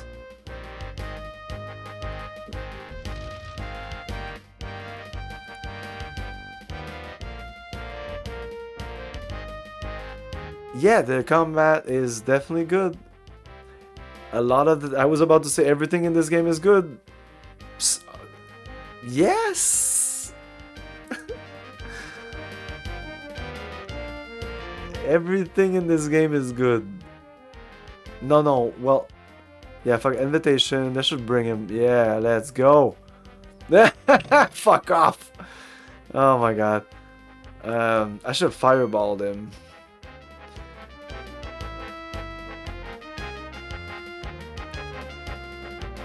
I like turn-based tactical combat, so that's always a plus for me. I'm gonna do it. Oh my god, I'm dying here. Let's do 6. So that at least he won't run away. He needs to go in diagonal. I don't know why. If he would go in this direction, it feels like it would go all the way out. Can you go to him? Yes. Let's go. Yes! Oh man, he didn't even die.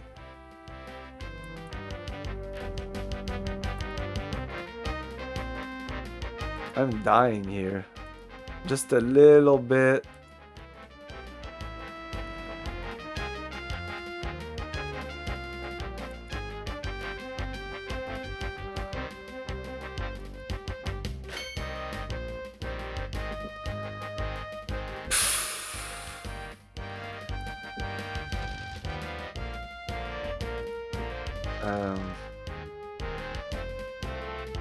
Just a little bit on... I can't even target them. Oh shh! Don't hit James. Well, you're gone.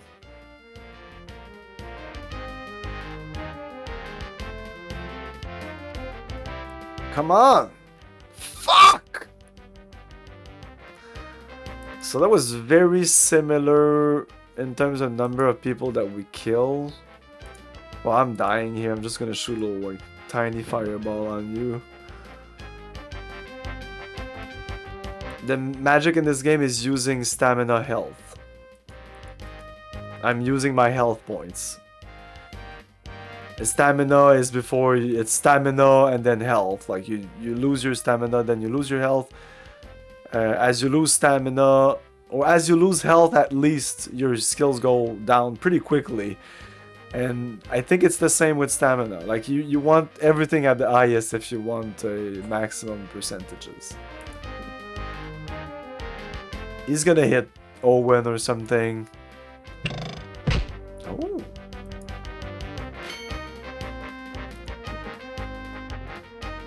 So now at this point, he should do this. You cover 3 if you do this little thing here.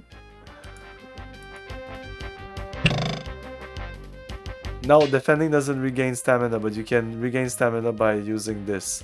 Health first, and then once health is filled, stamina.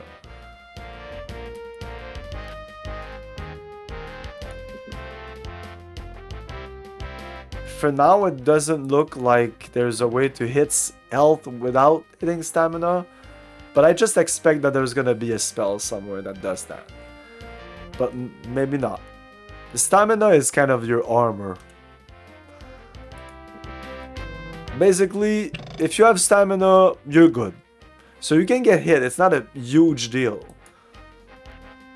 Okay, Gorath, you're pissing me off. Let's go auto combat. This is auto combat. Let's see what the computer thinks. Okay, hey, don't let him flee, you motherfucker! Oh, you mother... I'm exiting, I'm trying to exit auto combat.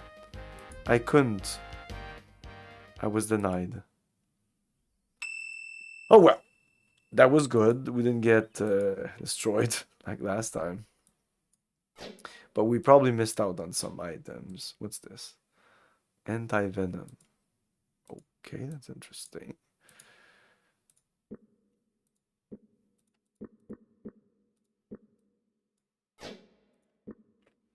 I love this game. It's simple. It's to the point. You click on the guy. You pick the stuff you want. That's it. That's all. You have percentages. Is stuff destroyed here? 82. This needs a little bit of repair.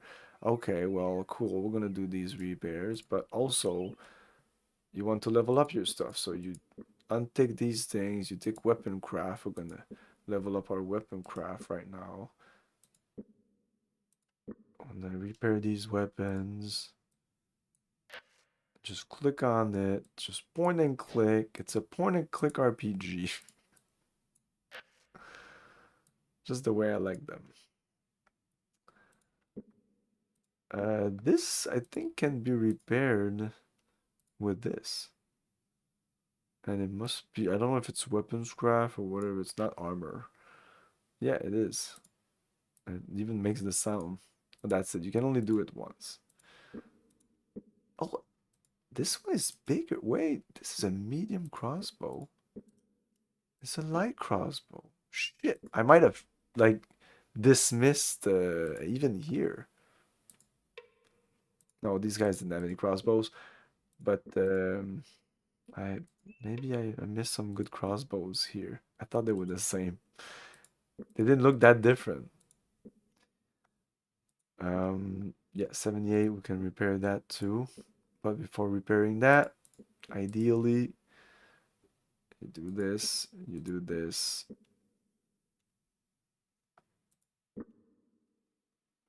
Where's my hammer?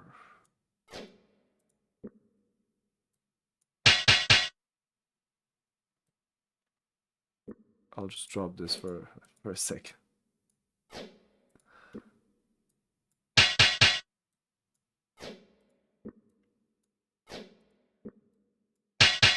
You can only repair it once, but you can essentially you can repair it once. If this guy gets hit, I'll be able to repair it again.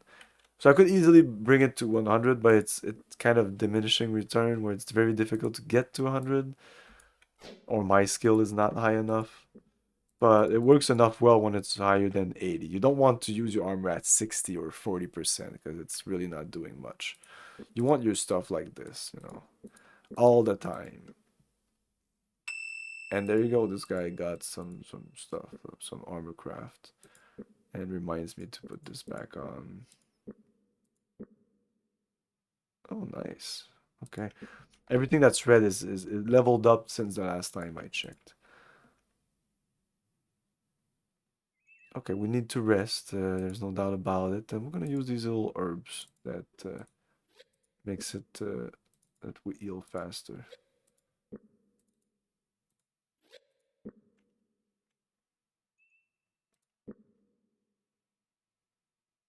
Yeah, Owen was in bad shape.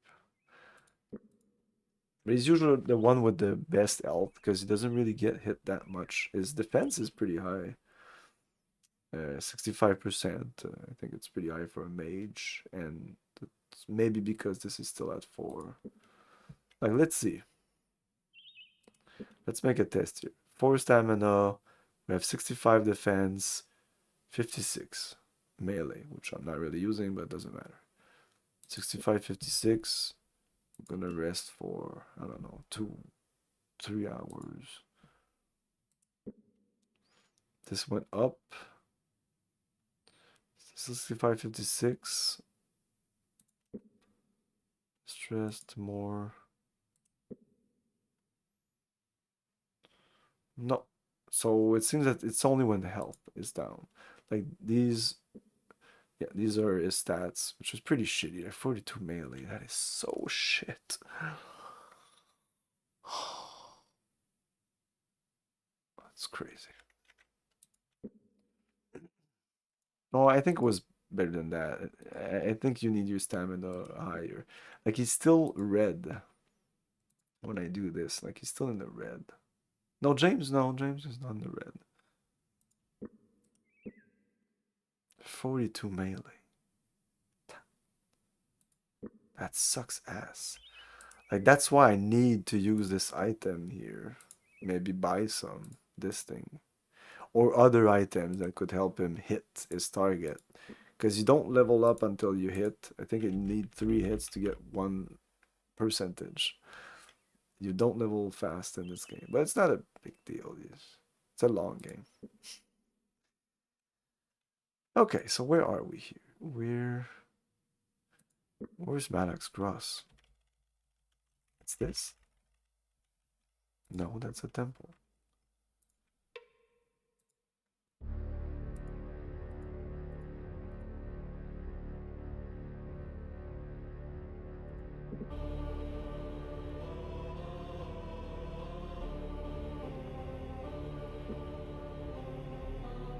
Four times that ask when the temple's golden robe priestess to send for the high priestess, and 4 times I don't think we don't have time. Let's get going. Okay, they don't want to talk to us.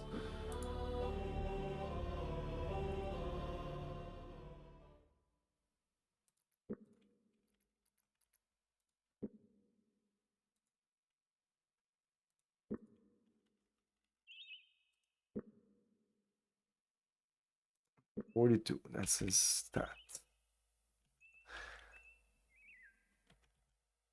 So if he doesn't hit anything, he's never gonna level up, which is not a good way to make leveling up. Like just only when you hit. Like, it could be when he tries, at least. No, he needs to hit for it to count as oh, you actually were better. I need to go back because I passed Malak's. No, we went to Malak's Cross, did we? Yes, we did. We did, but I feel that there wasn't any inn. It's right here.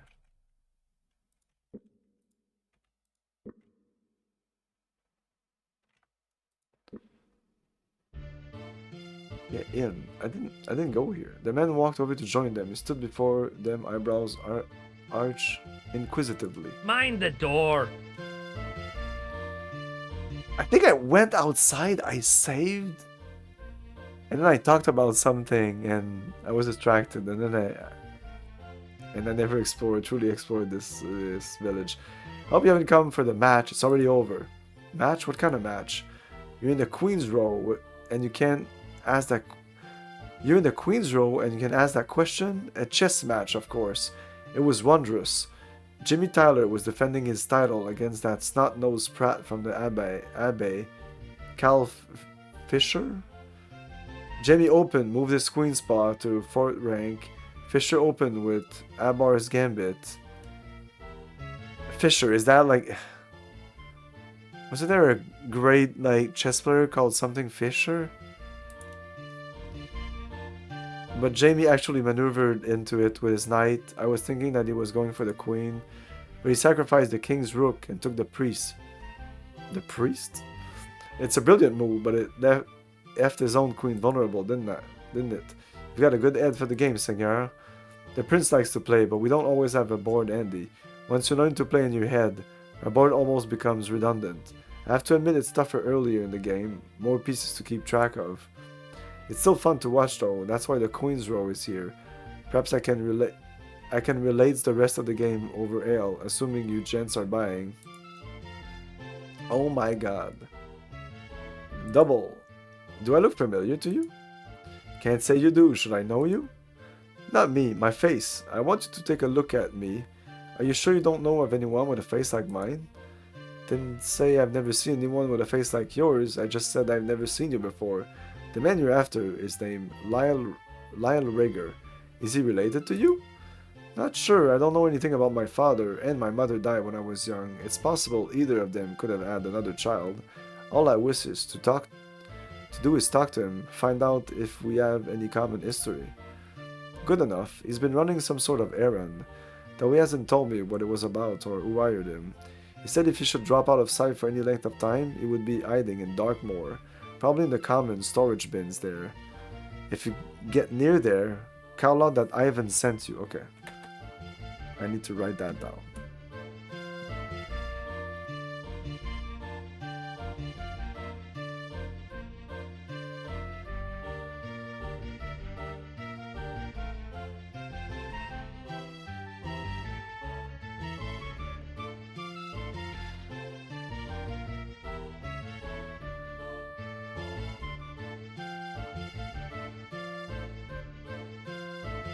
Okay, I don't remember the name of the guy.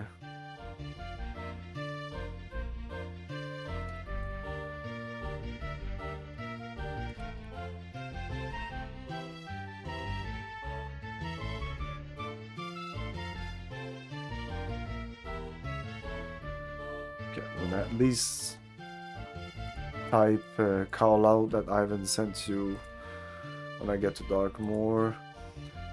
I'll warn you though, trouble often follows after him. I'd be prepared for rumble. Sounds familiar. If he's not no brother of mine, he's at least a close cousin. Okay. So I don't know if he's referring to... There was a guy that said, I saw you pass near me, near my house. Maybe that's why this is there. Food. Any chance we can get something to eat? Wouldn't be much of a problem if you couldn't. Is it to eat here, or are you looking for something for the road? The road. If you cook and make up a batch of ration, that would be fine. 7 gold a pack. Still want them? Yeah, why not? Oh. Okay. No, I just continue talking. Abbé Ishap. The Abbé is developing quite a reputation, isn't it? I've heard a number of stories. I doubt you heard the stories I've heard about the place. They produce a few fine mines there, aye, but they're also a refuse heap for nobles who wish to get their sons out from underfoot. The majority of them are runts. And the few that aren't? The special ones, they're fine men, Ishap willing.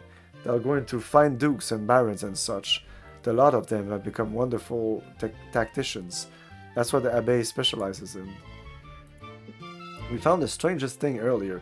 It was a statue of a dragon out in the middle of nowhere. It was just standing in this little culvert with nothing around it. Found old Malak's kill, did you?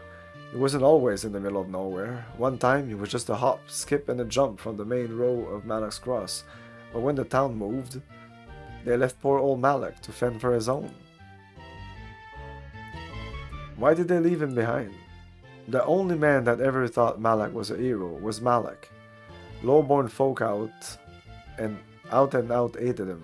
Anyway, when the town began to fall under new raids by Kishan raiders come up from the Sea of Dreams, they decided to move the center of the town inside the Sea of the Abai Ishap.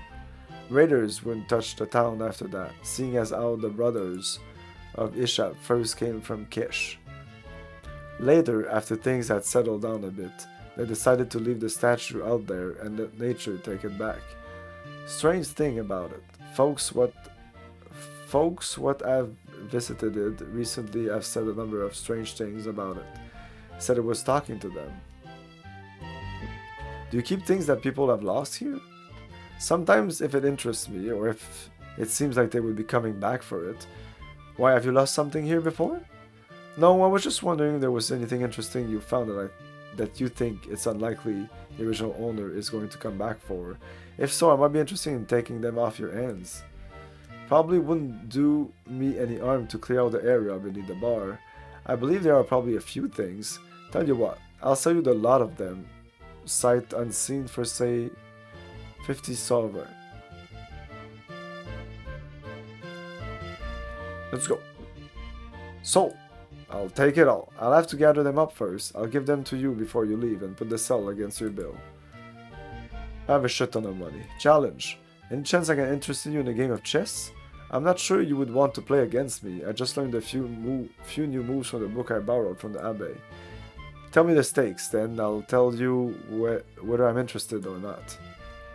Emeralds. No. Apasa? Sorry, but you piqued my curiosity. What is an apasa? I've seen quite a few variants of chess, but I don't think I've ever heard of that move. It's Kishian. One night I was playing this fellow from Durban. I had my game swinging on one particular pawn and the game was in my favor. So what does he do but move his pawn to the square directly behind mine, then claim to have captured my piece? That's an illegal move. So I said, he goes on to tell me it's one of the most fundamental moves of the game. We argued about it for 3 hours until a student ran from the Queen's Road to the Abbey to dig up an old book, and there it was, back at the text written in Kishian, the original rules to the game. En passant cost me 2 diamonds, and very nearly the Queen's Row itself. Needless to say, I don't allow that rule to be played in here anymore. Last fellow that tried to use it on me was a fellow named Navan Dusando, and I sent him straight, though he showed me an incredible move invented called Sando's Retreat. Can't quite remember how it worked though. Abar's Gambit. Isn't there another move like Abar's Gambit but a little different? Ah, there's Abar's Turn. That's a brave man's gambit. In the right place, it's about the most powerful structure a man can put out. But in the wrong place, it can cost you dearly. How does it work? I'll not be teaching you that play. If you knew truly how to use it, I'd have to give up playing chess against you. The very fact that you even know about that move tells me you know the game altogether too well. With all the trade moving back and forth through here, I imagine you talked to quite a few traders. I talked to my share. Mostly the Queen's Row is a haven for the students from the Abbey. Thing unusual going on that someone making a long trip should know? Bridge out somewhere, bandits attacking? Only thing odd I've heard recent is that Lord Lighton got a batch of tax collectors stopping folk, yes, what are trying to get in out and out of Lytton. Some ridiculous high amount of gold. If folks don't have it, the collectors just direct them the other way or end up splitting their spleens for them. Of course, the merchants around here would make a pence if they stood for it. They've apparently found some way to sneak around the guards.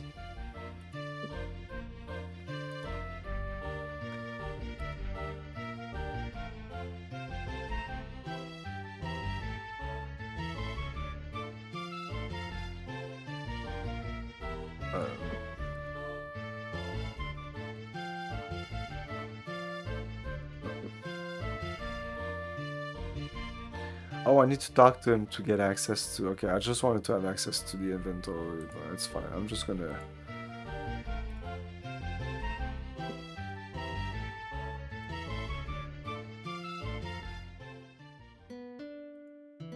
Wow, 44 bucks for that.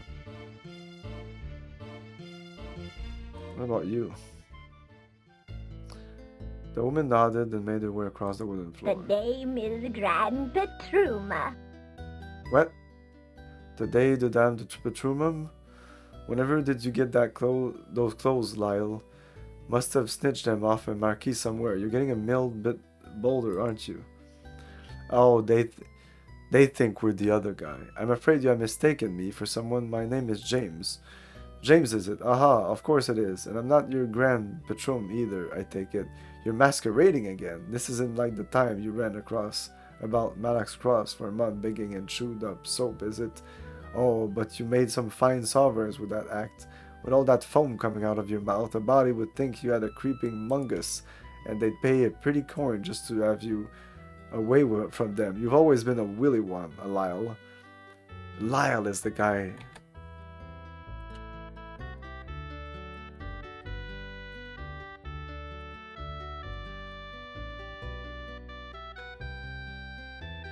Why can't you buy your own bread? Who pissed in your pot, eh? You know perfectly well that I haven't had nothing since Jack died, unless... What are you doing with an elf, boy? Don't you know they bring bad luck? They're the ones that... They're the ones what killed Jack and are stirring up all the trouble in Setanon. What's gotten into your head? Have you run mad? What trouble in Setanon are you referring to, madman? You really aren't Lyle, are you then? But you're his mirror image, you are. How could this be? How could this be unless some kind of fairy evil, isn't it? That's what it is, some kind of fairy magic, and you finally come for me. Took Lyle's form. We aren't brothers of the dark path, miss. Please trust us. Perhaps I may bear some resemblance to this Lyle character you're talking about, but we're just ordinary folk. I would like to talk to Lyle, however. He sounds like he might be a relative. I guess you don't look like evil fairies. Leastways, none I've heard of. So Lyle might be your brother? I don't know. I never knew my father, and my mother never mentioned it to him. When I was taken captive in Krondor, a few of the men who were guarding me kept asking about places I've never been to and about people I've never met. At first I wanted to dismiss what they were saying, but then I got to thinking about some of the events that happened before the Battle of Setanon.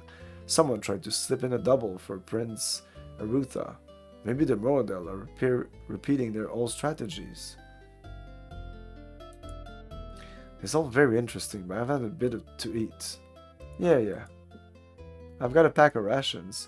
Last I saw of him, he was heading towards Lyton. Said something about wanting to meet some gentleman there. Yeah, we definitely need to go to Lyton. More than likely, he'll be staying away from the main roads. Try as he might, he does have a tendency to get into trouble now and again. Thank you.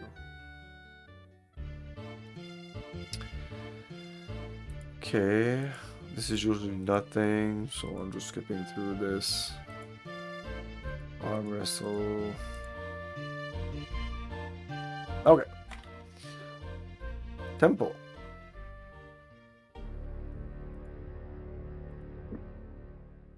You stood before. Oh. The Abbey is at your service.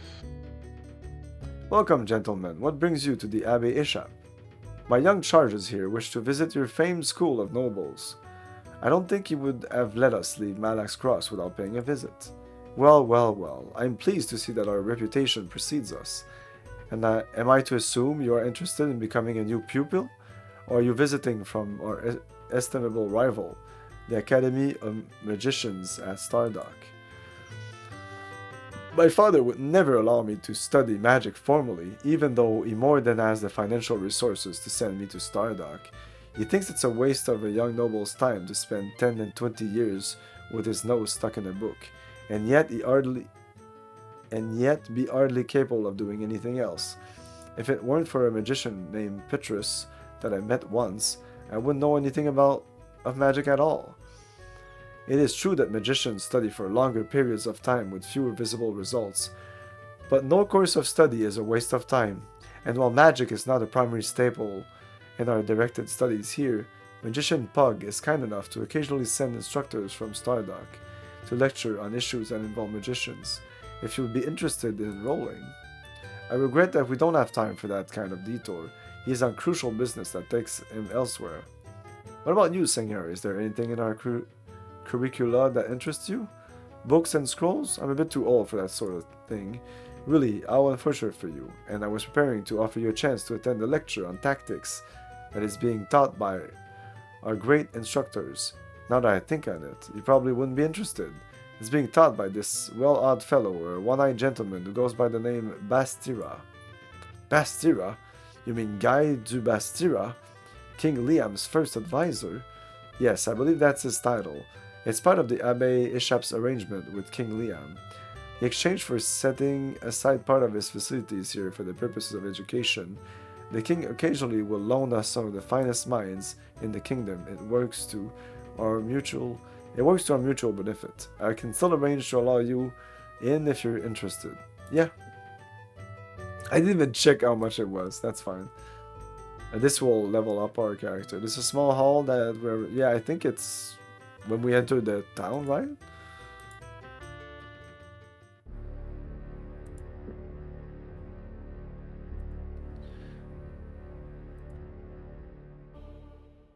I'm gonna exit here. I'm gonna save. Nice.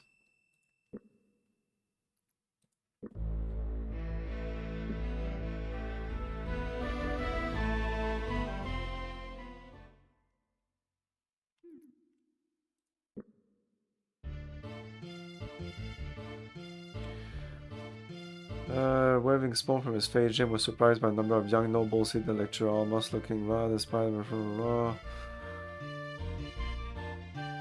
lots of filler text here.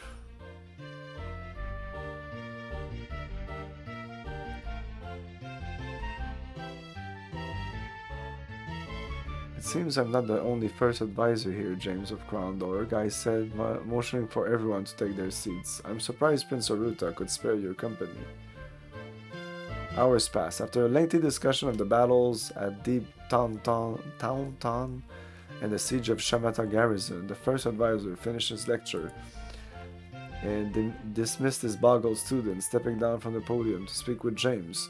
You are lucky most of the men in this room don't know Aruta, Guy whispered, glancing at Owen. If they did, none of them would believe you had been sent to Romney to fetch this puny little squire. I'm also curious to know why you're traveling in the company of a dark brother.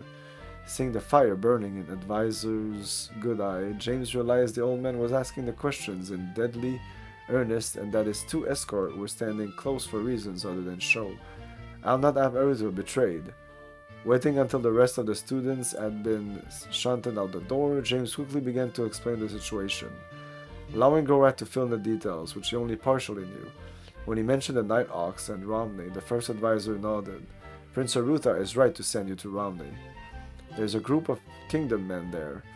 I had Duke of Sevigny send them a few months ago when we heard about the guild troubles brewing there.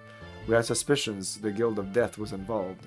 Grabbing up his cloak, the first advisor nodded to his escort to check the streets. If anyone in the kingdom can find the Night Ox, it will be those men from Bastira. They've been a great help in the cause of the kingdom over the past few years.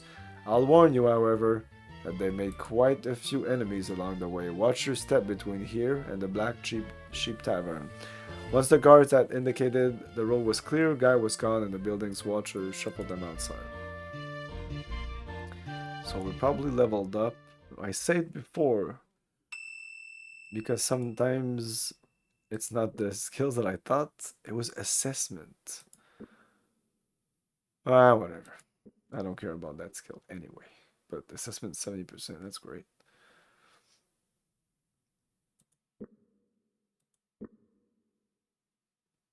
So like if it's ticked and there's an event like that that will boost it, it will really boost it like a lot.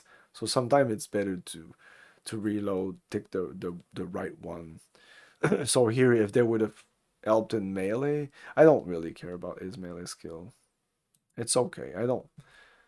It's okay. Like I don't need the in between like min-maxing everything. This guy will never be good at melee. He's a caster. He has not his skill of casting is 94%. It's good.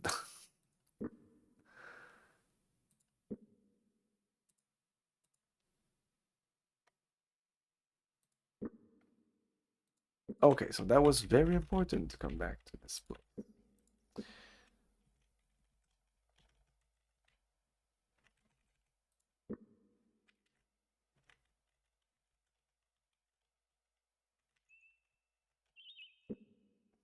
I'm looking for chests here.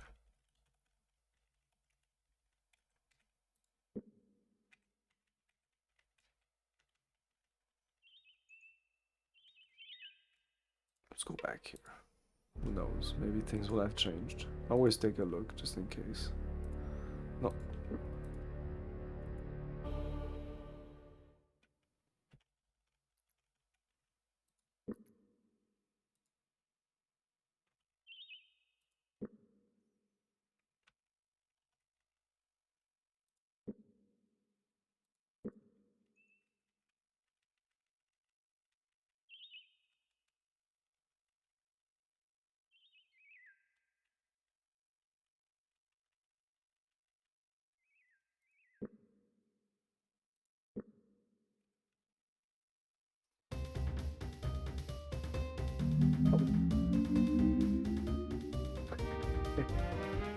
Uh,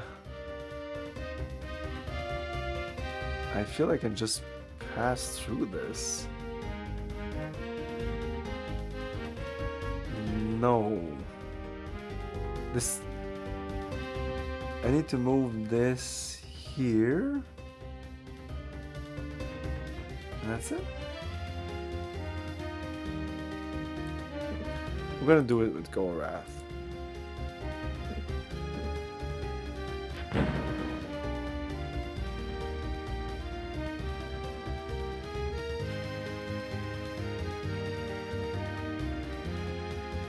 Yeah, that's it. Oh, that was one of the easiest one we did.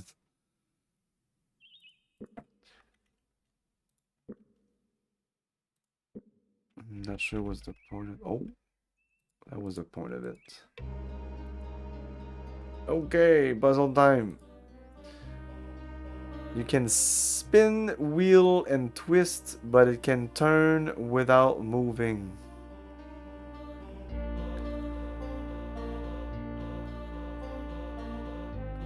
It can turn without moving. Turn the tides, turn the... Let's see what we have to work with. It's only 4 letters, shouldn't be too hard.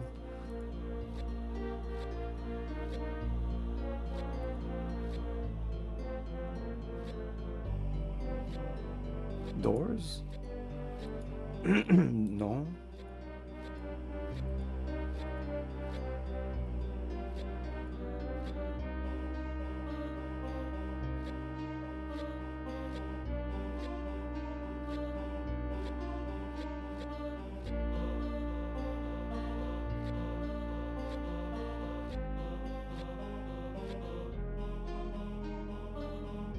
Shoe?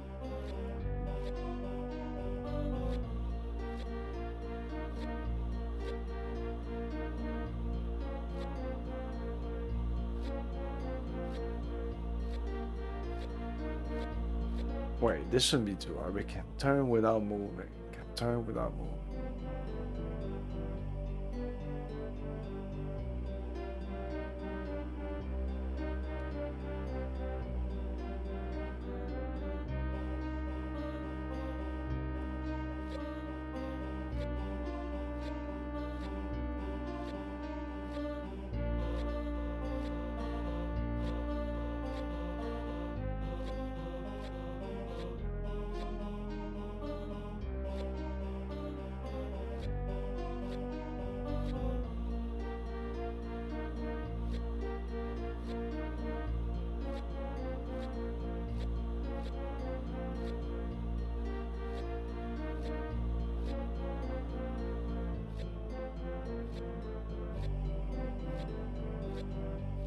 Jesus.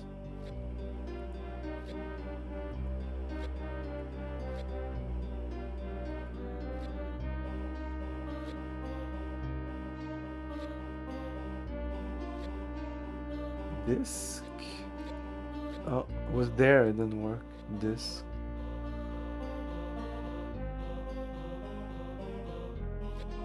I really thought that was it. Like, come on, disc, no?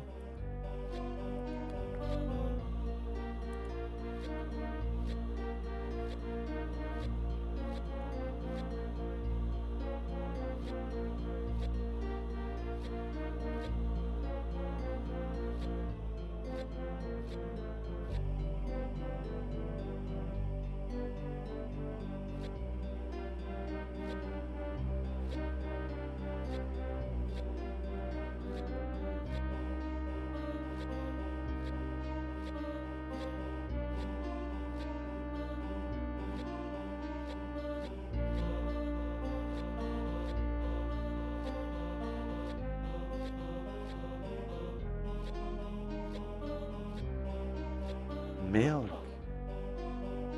Oh, wow. Okay. Okay, yeah, that's a good one. Oh, wow, I would. Shit. Yeah, I would have not thought of that turning. That's like, especially since that's very a language thing. It can pierce the best armor and make swords crumble with a rub. Oh, is it time? It is time, right? No? No, no, no. No, no, no. Yet for all its power, it can't arm a club. It can pierce the best armor and make swords crumble with a rub. So like rust. Yeah, that's why the club. There you go. So that's not a play on word, and that's a good puzzle. It's easy, but that's a good puzzle. A good riddle. It doesn't always need to be a play on words. Oh, is that a medium crossbow? No, that's a light one.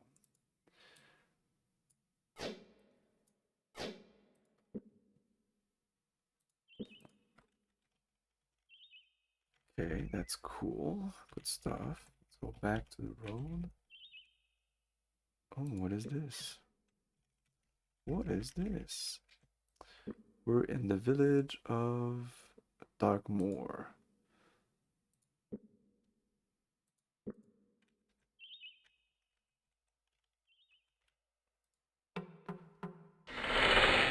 James knocked on the door. After a few moments, a dough-faced woman answered, keeping one arm braced behind the door in case her visitors were less than congenial. What is it you want? Although she clearly was addressing James, her gaze danced nervously to the Mordell.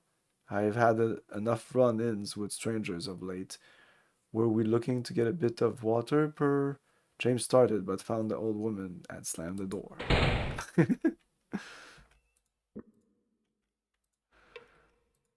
Abandoned.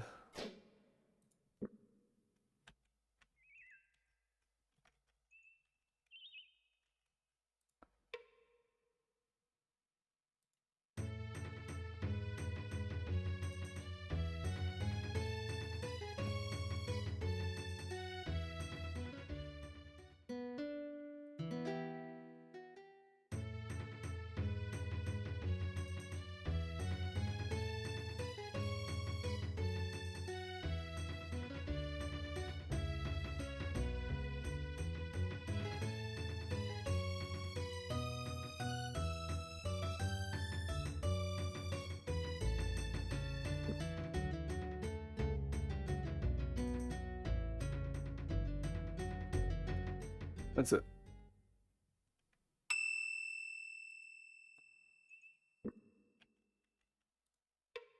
After knocking on a small wooden door, James stood back to survey the house and its surrounding.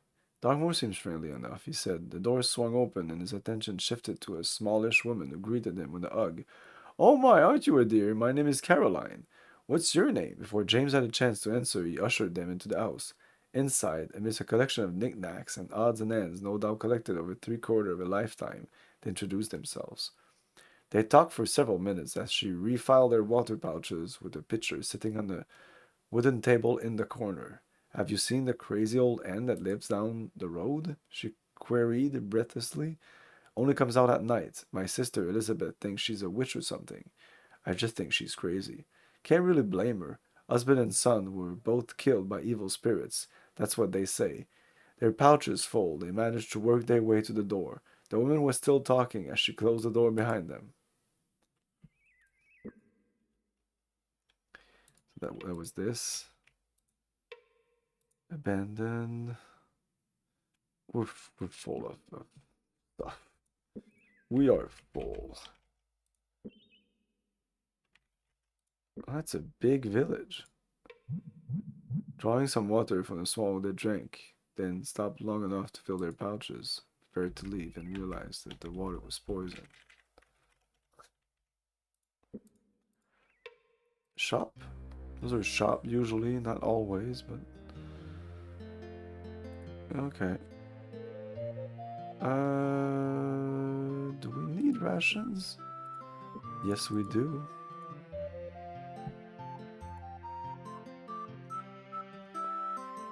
I think they're more expensive here. Whatever. Oh, come on.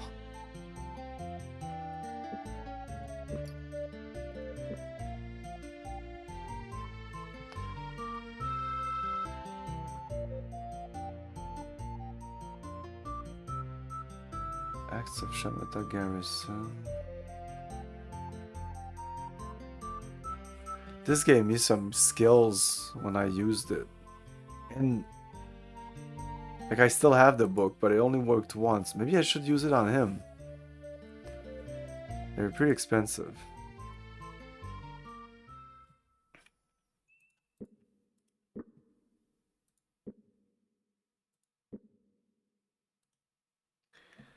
Yeah, birds migration. But you'd be surprised. Oh, you can't take it. What's this? Oh, where did I get this?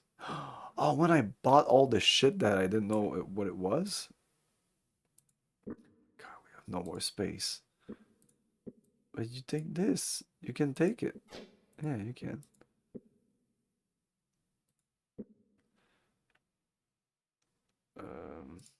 Can we combine these two things? Like, yeah, already has some 12. That may be the maximum. Let's drop this.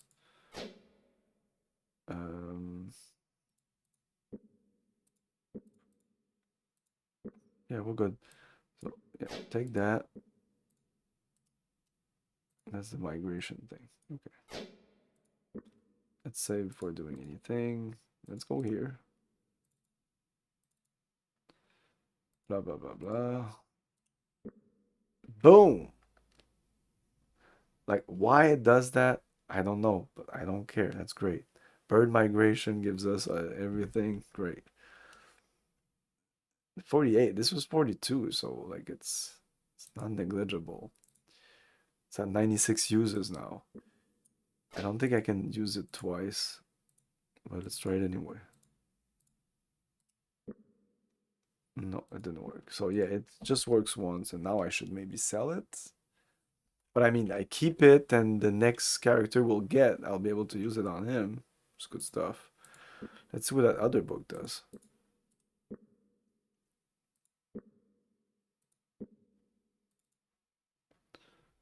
A Book of Prayers. So it's probably not gonna... It gave us some defense. That's so weird. Let's do it again.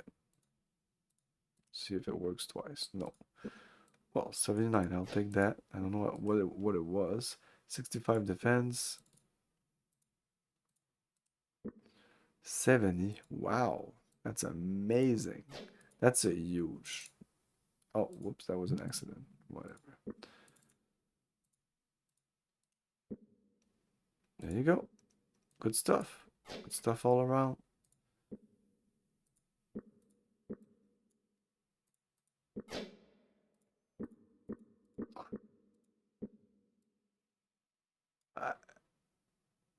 I can decide how much I give.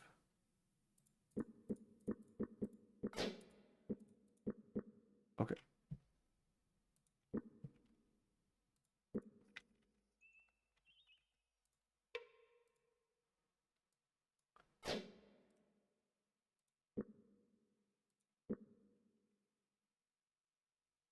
These are worth something. I can sell them if I have some room.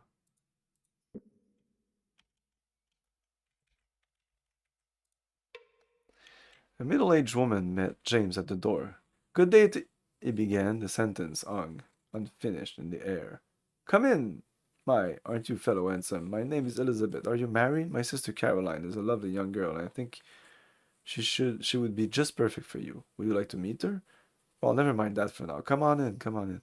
As the woman dragged them in the house, Gorat marveled at the way she seemed to be able to talk without ever taking a breath. My husband would agree if he were there, but he works at the Mercantile, you know, the store just down the road. Does pretty well for himself. That's why we have this house too. He had this house built just for me. Can you imagine? I used to help him at the shop, but now he insists I stay here all day long. Isn't he just the sweetest man? After several more minutes, that felt like hours, James excused himself politely and headed for the door. Headed for the door. The woman called after them as they left, but they pretended not to hear.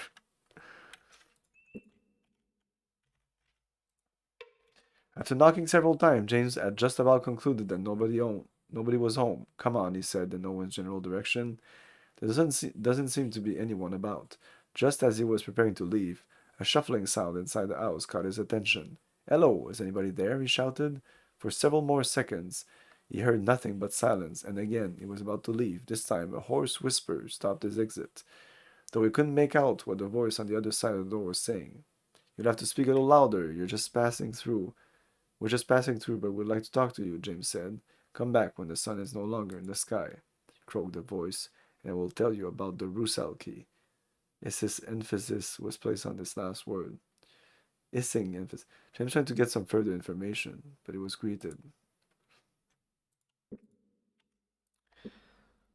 Well, it's already kind of night-ish.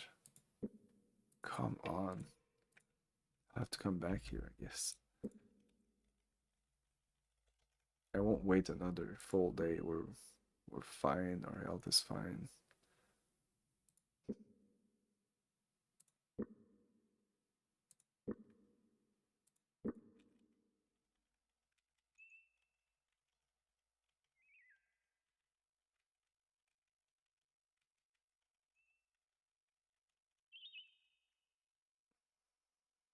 No. Okay, so go back here. It goes back to Krondor. I said no, but apparently we went there.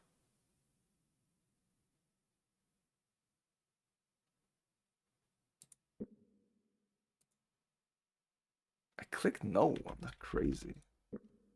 Whatever. It doesn't matter really.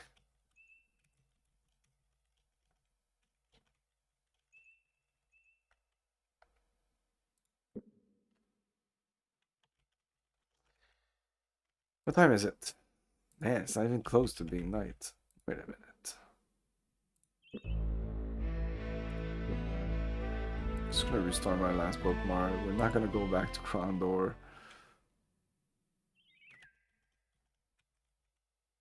Is it getting night already? No, it's the morning.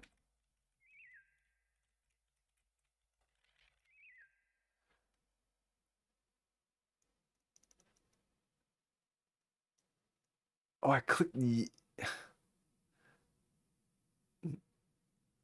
not. Anyone think of a good reason not to go? Yes. There you go. Yes. Not no. Yes.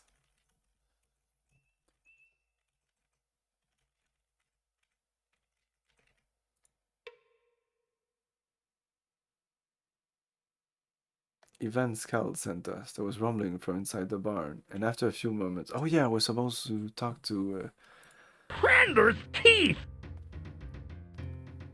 It's Lyle Rigger. It's James. We could be twins. Yes, so it seems. Seeing you, a great number of things suddenly seems crystal clear to me.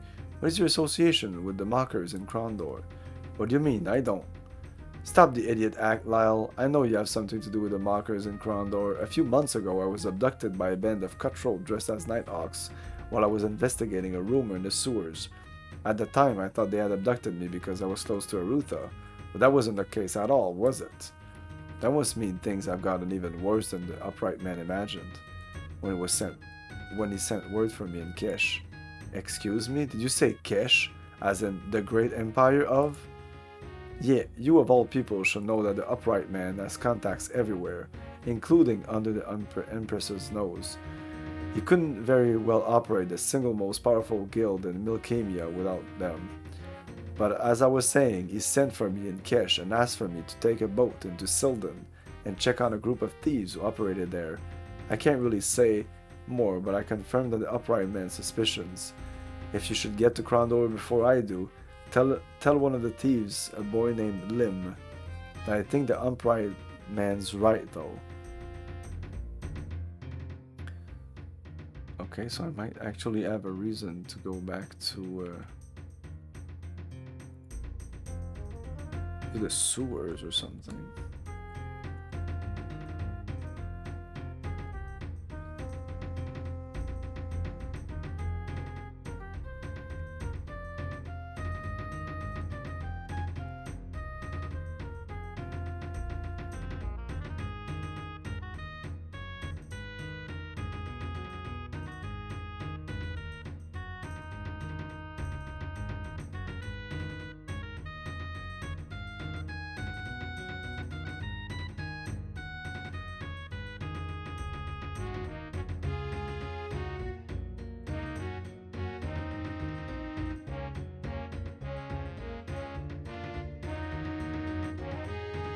Propulsive, now that the crawler is not Jacko Radburn, he should give you a reward for the information.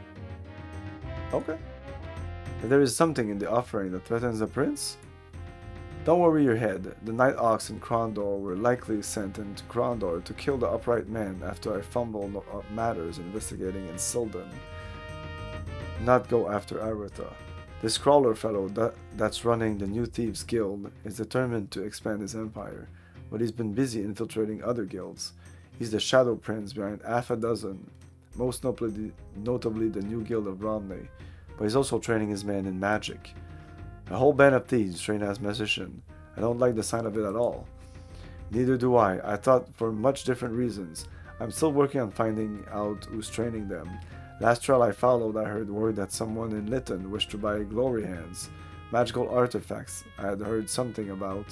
I found this skeleton hand near Setaton and I sold it to a fellow in Lytton named Glover. I figured if they were magicians, they'd spot the superstition and perhaps I would have a lead.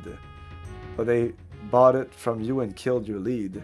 How did you find the skeleton hand? You'll probably find this a bit distasteful, but I was going to dig up somebody from this Setanon graveyard and just borrow a hand. Since that part of the world has been deserted for quite some time, I thought it would be my best to find what I needed without getting caught. Fortunately, some old ghoul saved me the trouble. I have no idea what this fellow was up to with the corpse, but he was dragging it through the field like it was headed to the graveyard. At one point, he apparently got tired and thirsty and left the body for a bit. I went over to liberate this dead man of his hand, but before I could finish, the old man came back. Since I nearly had the end off, I came back the next day to see if I had wiggled loose in the transport. And so you found it and sold it to Clover in Lytton. Just so, but my troubles didn't end there. There was a few men in Lytton who recognized me, apparently men working for the crawler. It seemed that he's issued a death token on my head after I was spotted in Silden. So since then, I've been lying low. Laying low? Understandable. Someday, if we should meet again, I would like to talk to you some more, find out more about where you come from. You mean find out if we're brothers? It's not likely. I was born in Toulon and only came to Krondor about 3 years ago when the upright man sent for me. I was never sure why he sent for me, but apparently he had heard of me. But he's odd that way. I doubt I'll ever understand the way his mind works. That makes the two of us. Thank you for this talk at least, Lyle. You've been quite a help to us, and it's been interesting. It was a lot of help, this guy. We got a lot of information from this guy. Okay.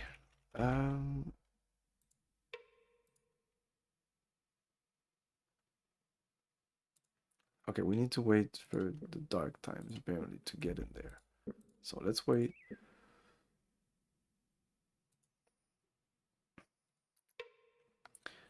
Come in. They opened the door to a small dwelling and walked into a room lit by close to 100 candles. Shadows danced crazily on the walls, a sight so distracting it took James several moments before he noticed a strange old woman sitting cross-legged on the floor. No words were exchanged, but they walked across the room and sat on the floor in front of her. I shall speak of the Rusal key. As the woman spoke, she began to rock gently back and forth, her gravelly voice taking on a song-like quality. Innocence lost, lost. Spring blossoms robbed of carnal bliss. The goddess of death, their first kiss, their first kiss. Candlelight flashed in the wetness of her eyes as she continued. They will shrink away from her touch. They ate her so. Find the magic touch, or you too may feel her icy kiss. The woman's head dropped to her lap, and James got up to leave. He started to speak, but thought better of it. They left the house as quietly as possible. And I don't know what the point of that was. So I think we're going to end the stream on that. That was great. So if we look at the map, we went, like from Krondor, I went up there, I did this. And we could go back to Krondor, so probably next stream I'll go back to Krondor for that thief thing. There's a reward. What is it? I don't know. I might actually go buy some spell in Sarth or something. I'm not sure. I think I have all the spells I wanted, but I thought I bought the bolt spell, but I did not. So I might just take that. Or I'll just come back, and I mean, that battle was cool. It was challenge, but I don't feel I need to like min-max all my stuff. I can always wait till the game will maybe drop the spell for me or something like that. Yeah, Lytton is the place to go. Everything is there. Fucking everything. And we need, like, the game knows that we need to pass through Lytton to continue. This is our final objective for Chapter 2, Romney. But I feel that we'll have to do a bunch of back and forth here between Setanon. There's also some stuff to go back to there. I didn't note it, but somebody mentioned Setanon. So there's a shop there to reopen, but there's ghosts. So that'll be Wednesday. Tomorrow we're continuing Tex Murphy, Martian Memorandum. I think we're about like halfway through the game. Maybe more even. I feel we're going through pretty quickly. It's not as long as the first game, that's for sure.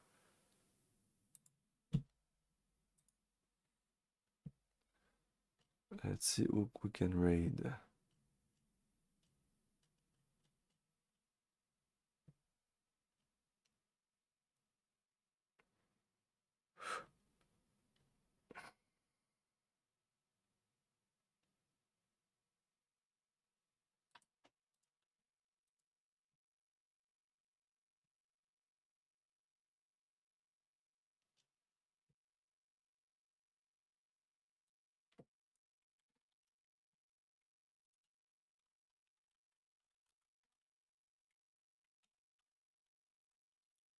There you go. We're gonna raid Bogus Meat Factory. He's playing some DOS game. This is December, so the whole December I'll probably, when I'm playing DOS games in the scheduled time, because if I'm playing a game Saturday Saturday afternoon, maybe I won't. If I'm playing MechWarrior 5, I won't do that. He's playing some, I don't know him, so I hope he's cool and everything. He's playing some Arena.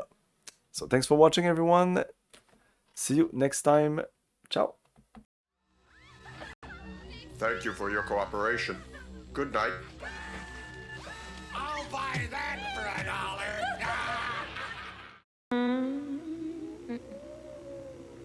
$1. The inside.